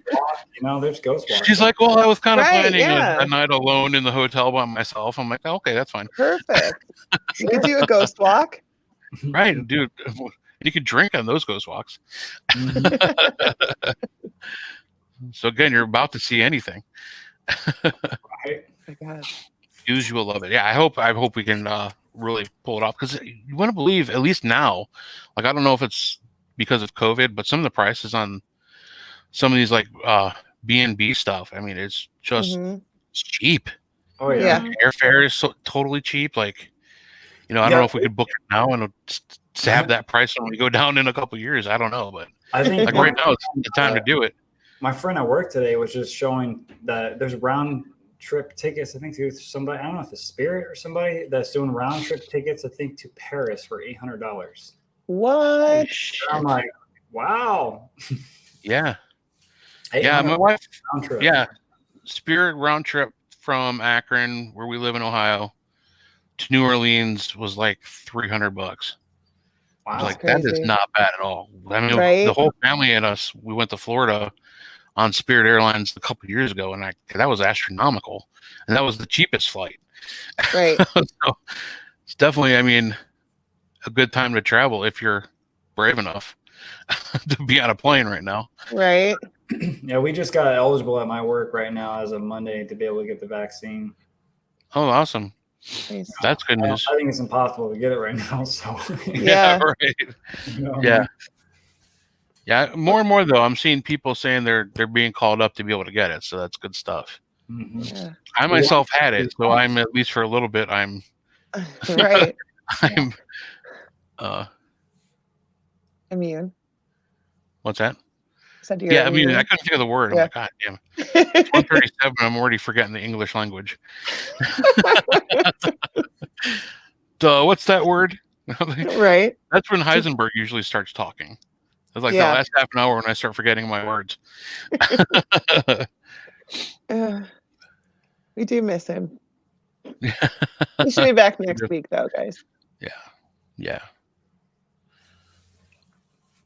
So do you guys have any big, I mean, I know you said because of the COVID thing, there's not a whole lot of events going on right now, but anything coming up this year with things opening back up that we could watch out for with you guys? If they want to meet you in person? You mean events? Yeah. No. I don't think so. I mean, we would like to do events at some point. We just haven't started thinking about it yet. Yeah. We put on a virtual event. I mean, it's not the same thing, but maybe we'll be doing at least 2 more virtual events that we did this year. We're putting those on if we can't actually go anywhere. Yeah, I mean, thank God for Zoom and Microsoft Meet and all that kind of stuff, because the only thing keeping us connected with our friends and family and being able to do stuff like this. Mm-hmm. Right. I mean, and, it's before COVID, our show, I mean, we had, it's just, there's a bazillion paranormal shows going on now. Yeah. All kinds of Facebook shows and live streams. So like, and it's funny too, because it's affecting the price of like webcams. Like if you want a decent external webcam, the one that I got for like a year or 2 ago for like $75 is like $215 now. Right. And it's not even an updated model. It's the same model. It's like, geez. But I mean, thank God for this Zoom and stuff like that. So we can still have some kind of connection with each other and still kind of do the events. We had Tim Miley on, and he does podographs for Paws, that a great paranormal event that they had to do virtually, I think, from Michigan this year. Everybody who was in Michigan, but they were, producing it virtually. They still raised like $13,000 some dollars. $13,000 for local animal shelters. And it was cool because the one that they raised the money for was like, what is it called? Silver or something. But they take in like senior dogs that people don't want anymore. Like these dogs will never get adopted if they go to a shelter, So this woman started this charity where she takes these dogs in and basically just gives them the best life that they could have. even if it's only for like 2 weeks. You know what I mean? Like it's such an amazing organization. And I'm so excited that they raised so much money for it. That was awesome. Yeah, and that's a lot of money. That's going to buy a lot of good stuff for those pups. Yeah. Mm-hmm. But the other thing too I like about the virtual things is like I have 3 kids. I have, responsibilities. I don't have money to be traveling, so when people do the virtual part of the events too, like it gives other people a chance to go, like people who couldn't travel to them for whatever reason. Yeah. I love it. And honestly, I hope that when things go back to normal, I hope that people still do that part of it, because, and it works out great for Tim raised $13,000. So it makes it so many more people can be involved. So if they did it, they would still have to you would still have to charge for the ability to watch it, but you'd still at least have that option because they're raising money for a cause and they can't just you people who paid to come spend your money here. The people who want to stay at home still have to give something, yeah, whatever. But no, yeah, I mean the same thing. I can't afford to really travel too much,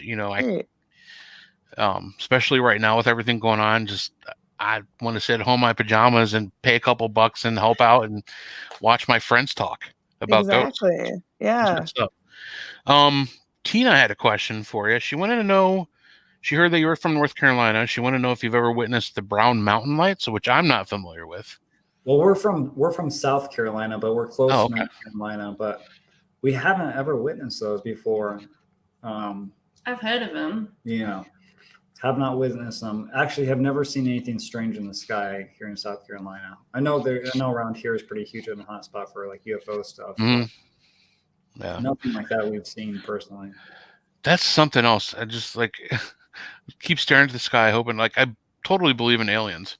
Right. I think the alien life is more tangible to me than spirits, even though I'm more into ghost hunting. Right. But the existence of life outside of our planet makes much more sense than ghosts. Well, they already have material anyways from Roswell. They already admitted just recently. Stuff that's not from here. Yeah. So States patented it. So right. Yeah. They're leaking it out slowly. That's why we have a new updated phone every couple of months. Right. Isn't it funny too how they leak this information and nobody pays attention to it? It's because if UFOs were to invade tomorrow, everyone would be like, oh, no, I'm gonna go back to bed. Right. Just another freaking day. I'm not wearing my mask, damn it. Yeah. You live through 2020, so what else can they hit us with? Right. Either meteor or some crazy thing. We've already been threatened last year with how many meteors we're going to have. Oh, yeah. Right. Yeah. That never happened. All the Facebook posts, but then when you actually read them, it's going to miss us by some hundreds, thousands of miles. Right. And also it was posted in 2014. Okay. Yeah, right. Yeah. It's just ridiculous. I just think it was crazy that it was the news didn't cover it, and if they did, it was oh, and by the way, the government released this information that they found alien life forms and blah, blah, blah. And then they're in other news, just brush over it real quick. I'm this is kind of a big deal, people. Are you not paying attention? Right. Right. I think we're just getting so desensitized to everything. Yes. It's aliens today. What's tomorrow? Right. Godzilla. Yeah, right. King Kong versus Godzilla, whatever. I mean, it's possible, right? Right. No, that's not here. That's not happening in Ohio. I don't give a shit. Yeah. Right. As long as I don't have to wear my mask. I know, right? Oh my God, sorry. Going on a tangent there. But yeah, Tina, I'm not even sure. I've not even heard of the brown lights. What exactly are they? They're murder hornets. They're just a light phenomenon that's been seen not too far from here, I don't think. I don't know. I don't really know too much about them. Is there anything is there an Air Force base or something or anything that is there one? Could explain it? One near us. Not around where they're at, I don't think. Okay. Barb, what happened to the murder hornets? I've noticed a lot though in the last couple of weeks. There's literally a UFO sighting every damn day. Like I'm like, my God, are we just going to say there's aliens now or not? Like, right. I'm like, you're like, oh, we see these lights in North Carolina. These lights happen in South Carolina and Charlotte. And it's like, okay, or wherever, Charlotte. The Nordics are lining up to invade the world. Independence Day, number 3. Right. This is real, folks. Up yours, asshole. I wonder how many people, though, if the president came across and said, we are being invaded by aliens, I wonder how many people would be like, yeah, right, fake news. Right? Yeah. Oh, my gosh. I think you're right, though. I think you're right, though. People would just be like, oh, okay, this is what we're doing today. We've been through a lot in the last year and a half. I mean, you guys believe in aliens, right? You believe in alien life? I mean, I don't disbelieve it. I think there's just no explanation why we've jumped so quickly in technology. What I mean? Like, look at the resources we had when they first went on the moon. Our phones are much stronger than that power that rocket to the moon. There's a lot of things that these astronauts go up there and they say they can't explain. And then if you even watch the NASA live streams, I actually saw something on a NASA live stream that looked like a ship. And wow. Hey, when was that? They cut the stream. Yeah, they cut the stream. I was like, what the hell? Oh, that was probably the Tesla still floating around, right? It's when they first announced the Space Force. And people were like, oh, that's just the Space Force or something like that. Oh, my gosh. Why would we build a freaking Space Force? Like, were you playing Space Invaders or something? Right. Obviously, there's a need for it, and then reason to protect ourselves from something. Right. Yeah. And there have been so many more sightings. Financial Light is a hologram drone by the government to see how the public would react. Oh, now we're doing sociological experiments, making sure we're ready for the big one. Right. Barb said aliens are chilling with the Bigfoots. Bigfoots are aliens. You didn't know that? Yeah. Sasquatch are aliens. That's why they disappear so quickly. Yeah. They're being beamed up to their ships. And people want to know about the Brown Mountain Light. We're gonna know. I think you guys are going to have to go to New York and find out. Tina swapped over from YouTube to. Oh, it is Tina. Facebook. It was no, Tina. They're from South Carolina. They've heard of them, but they have not seen them. So, it'd be interesting. It'd be really scary to go in the woods in the middle of nowhere with IR cameras and no one's around and you hear things or you see things. I think it'd be more scary than going in a haunted place because you're in a building. Right. And these things could probably physically tear the shit out of you. Yeah. Right. That's true. Yeah. I don't want our next episode to be a found footage where no one believes it because there's so many of them out there. Right. Oh gosh, like Blair Witch style. I think my Bixby's haunted. It just started going off and said I didn't understand that. Gosh, figures start talking about it and it happens. Right. But I didn't touch it. It just went off. Said I didn't understand that. They're listening. Okay. Nice. They're always listening. Maybe it's the aliens.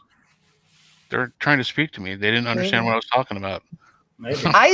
I just watched a document. Well, I'm not gonna lie, I fell asleep. I have a hard time watching movies. I just fall asleep. But I started watching a documentary about a guy who says that he can contact aliens and he can make them come here. And I've seen that. It's like what? People I had the name of it in my head. But this guy will take groups of people out with him, and it's like a ridiculous ratio. Like 75% of the time he goes out, him and his group will see a UFO. Connections of the Fifth something. I don't know. Does anybody see it? Put the name of it in the chat because I forgot. It's one I haven't seen yet. I don't know. It was really crazy though. Mm-hmm. So maybe you're one of those people, Goose. You can just summon the alien. I wish. I've never seen one weird light in the sky that I couldn't explain. But I also have one of that app where you could follow flights. So if you see something in the sky, you know exactly what the flight number is and what plane it is. Yeah. You can a satellite or something flying over. Yeah. You can what? You can ask your phone if there's a flight above you, and it'll tell you if there's a flight above you or something like that, what the number is. Oh my gosh, that's It's freaking cool. creepy, but it's cool. Yeah, you can do that. So, Greg. I think that's his name. Oh, okay. But I don't think that was the name of it. It was something of the fifth. That I know the fifth was in there. The fifth kind or the fourth kind? Yeah, but it was the fifth kind because normally people only talk about the four. Yeah. Connections, maybe connections of the fifth something. I don't know. I'll have to look for that. Yeah, look for it. It was weird. It was weird. I didn't watch all of it, so I can't tell you about the end of it. But the parts that I watched was pretty crazy. The scariest alien movie I ever watched was The Fourth Kind. I hated that movie, but I liked it at the same time. It was freaking freaky. I mean, back then when it was like that was a long time ago when that movie came out. That movie freaking terrified me. I was like, oh my God, I am not going to bed. That's when I watch a Disney movie. Mm-hmm. Yeah, you watch the murder shows, and then we watch Disney to get to sleep, right? Or throw a Harry Potter in there or something, right? Damn Netflix murder shows. What about you in India? Do you believe in alien life forms, Bigfoot, all that kind of stuff outside of what we investigate in the ghost realm? I do not believe in Bigfoot. I do believe in aliens. I don't think that they have reached Earth yet. I don't think they really care if they know we exist. But yeah, I think we cannot be the only people in the universe. I feel like there must be other humans out there somewhere. Right. It's very naive to think that we would be the only ones. Mm-hmm. Yeah, but I do agree. Like, I mean, if I was an alien up there and I happened to see what was going on down here, I'd be like, just keep going. Oh, right. Well, we'll hit the next rest stop. Just keep going. Oh my gosh. It's like, sorry guys. I definitely wouldn't come here.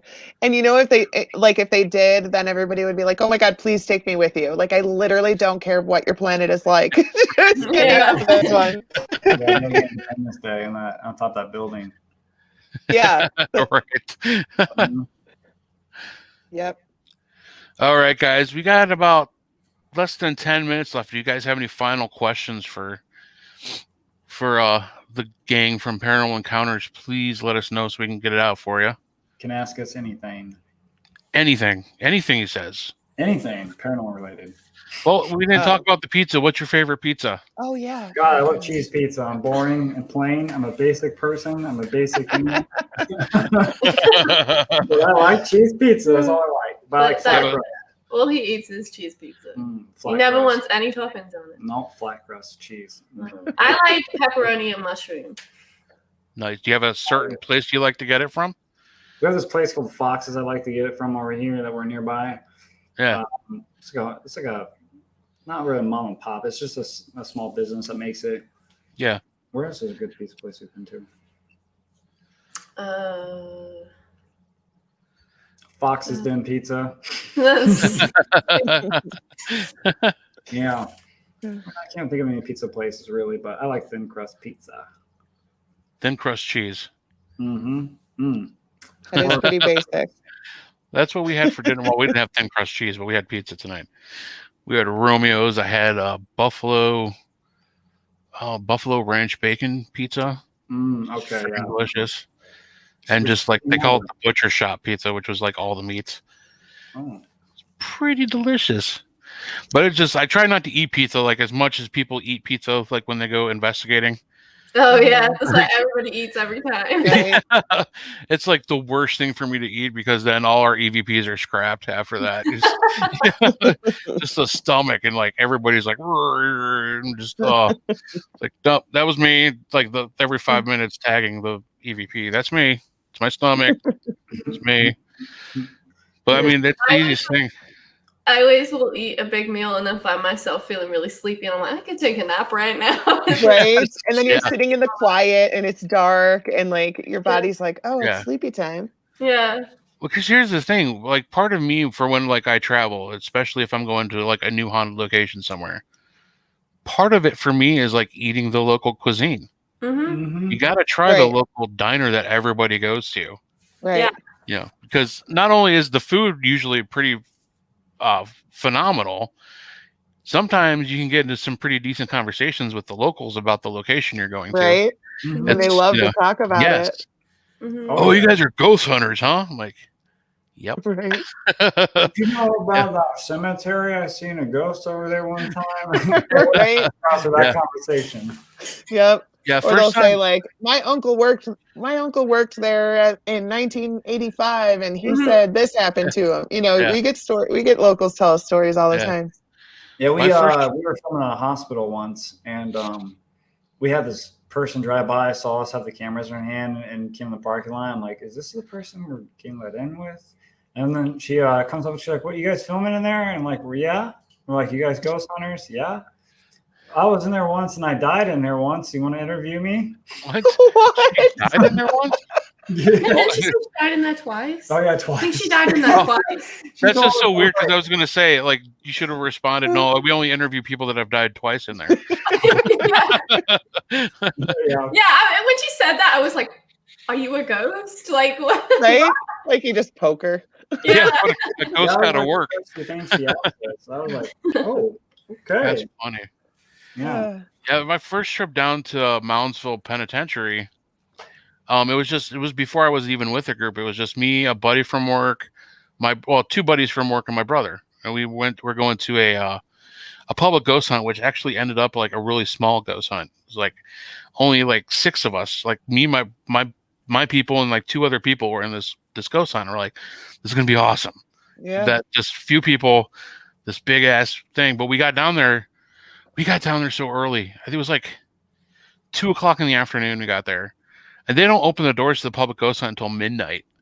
Oh, so we're hanging out at Walmart for a while, like trying to. So we found this like out of way coffee shop, and we told her like, "Do you mind if we hang out there?" She's like, "No, we got a lounge in the back with couches. If you guys want to go crash and take a nap or whatever, go ahead." I'm like, "Sweet." But we ended up like talking to the locals almost the whole time because, obviously I had my ghost hunting shit on because the rest of my group wasn't there, or it was before I even had a group, but I had a ghost hunting shirt on, and these people just come to you and start telling you these stories. And like, especially a place like Moundsville, like, I don't know if you guys have ever seen pictures of it or have been there. Mm-hmm. Like, it's this huge penitentiary, and like literally right across the street is a whole row of residential like neighborhoods, like right across. It's just so crazy looking to me. Yeah. And there's all these people that either work there or know people that work there or have their own stories from just like walking by or going on tours. And just, you got so much background. Like, we didn't even need the historical tour by the time the place opened because all these people told us all these awesome stories. I'll give you a tour. Yeah, right. Yeah. Just really cool stuff. I mean, I love talking to the locals around that area and finding out about stuff. Yeah. Sugar Shack. Yeah, that's where a girl was with our group down there. Her flashlight literally exploded. Like, didn't just die, but the light bulb in her flashlight exploded, and then about 30 seconds later, her boyfriend's exploded.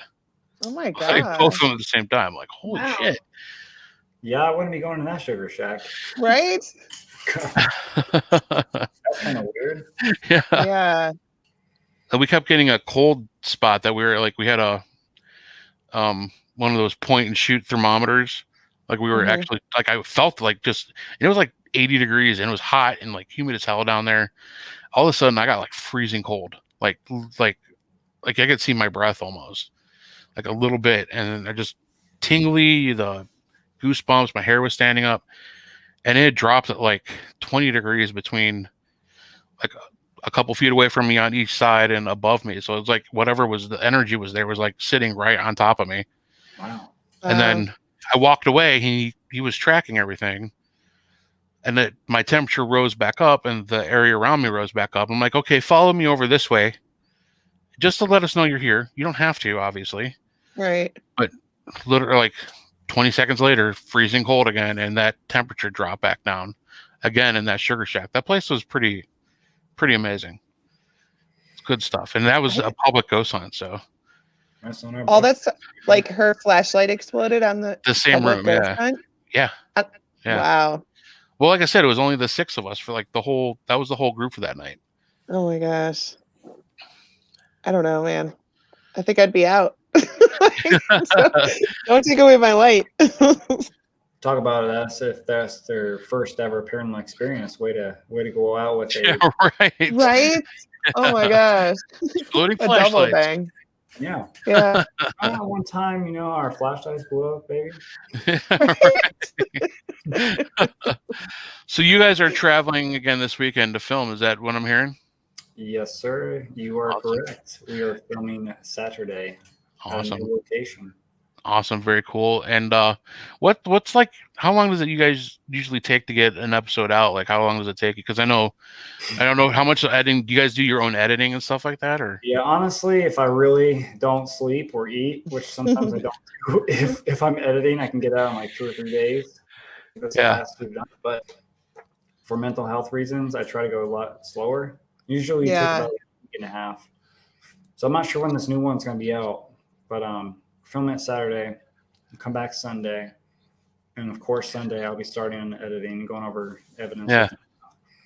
And usually it's about a week and a half or so after that we have one coming out.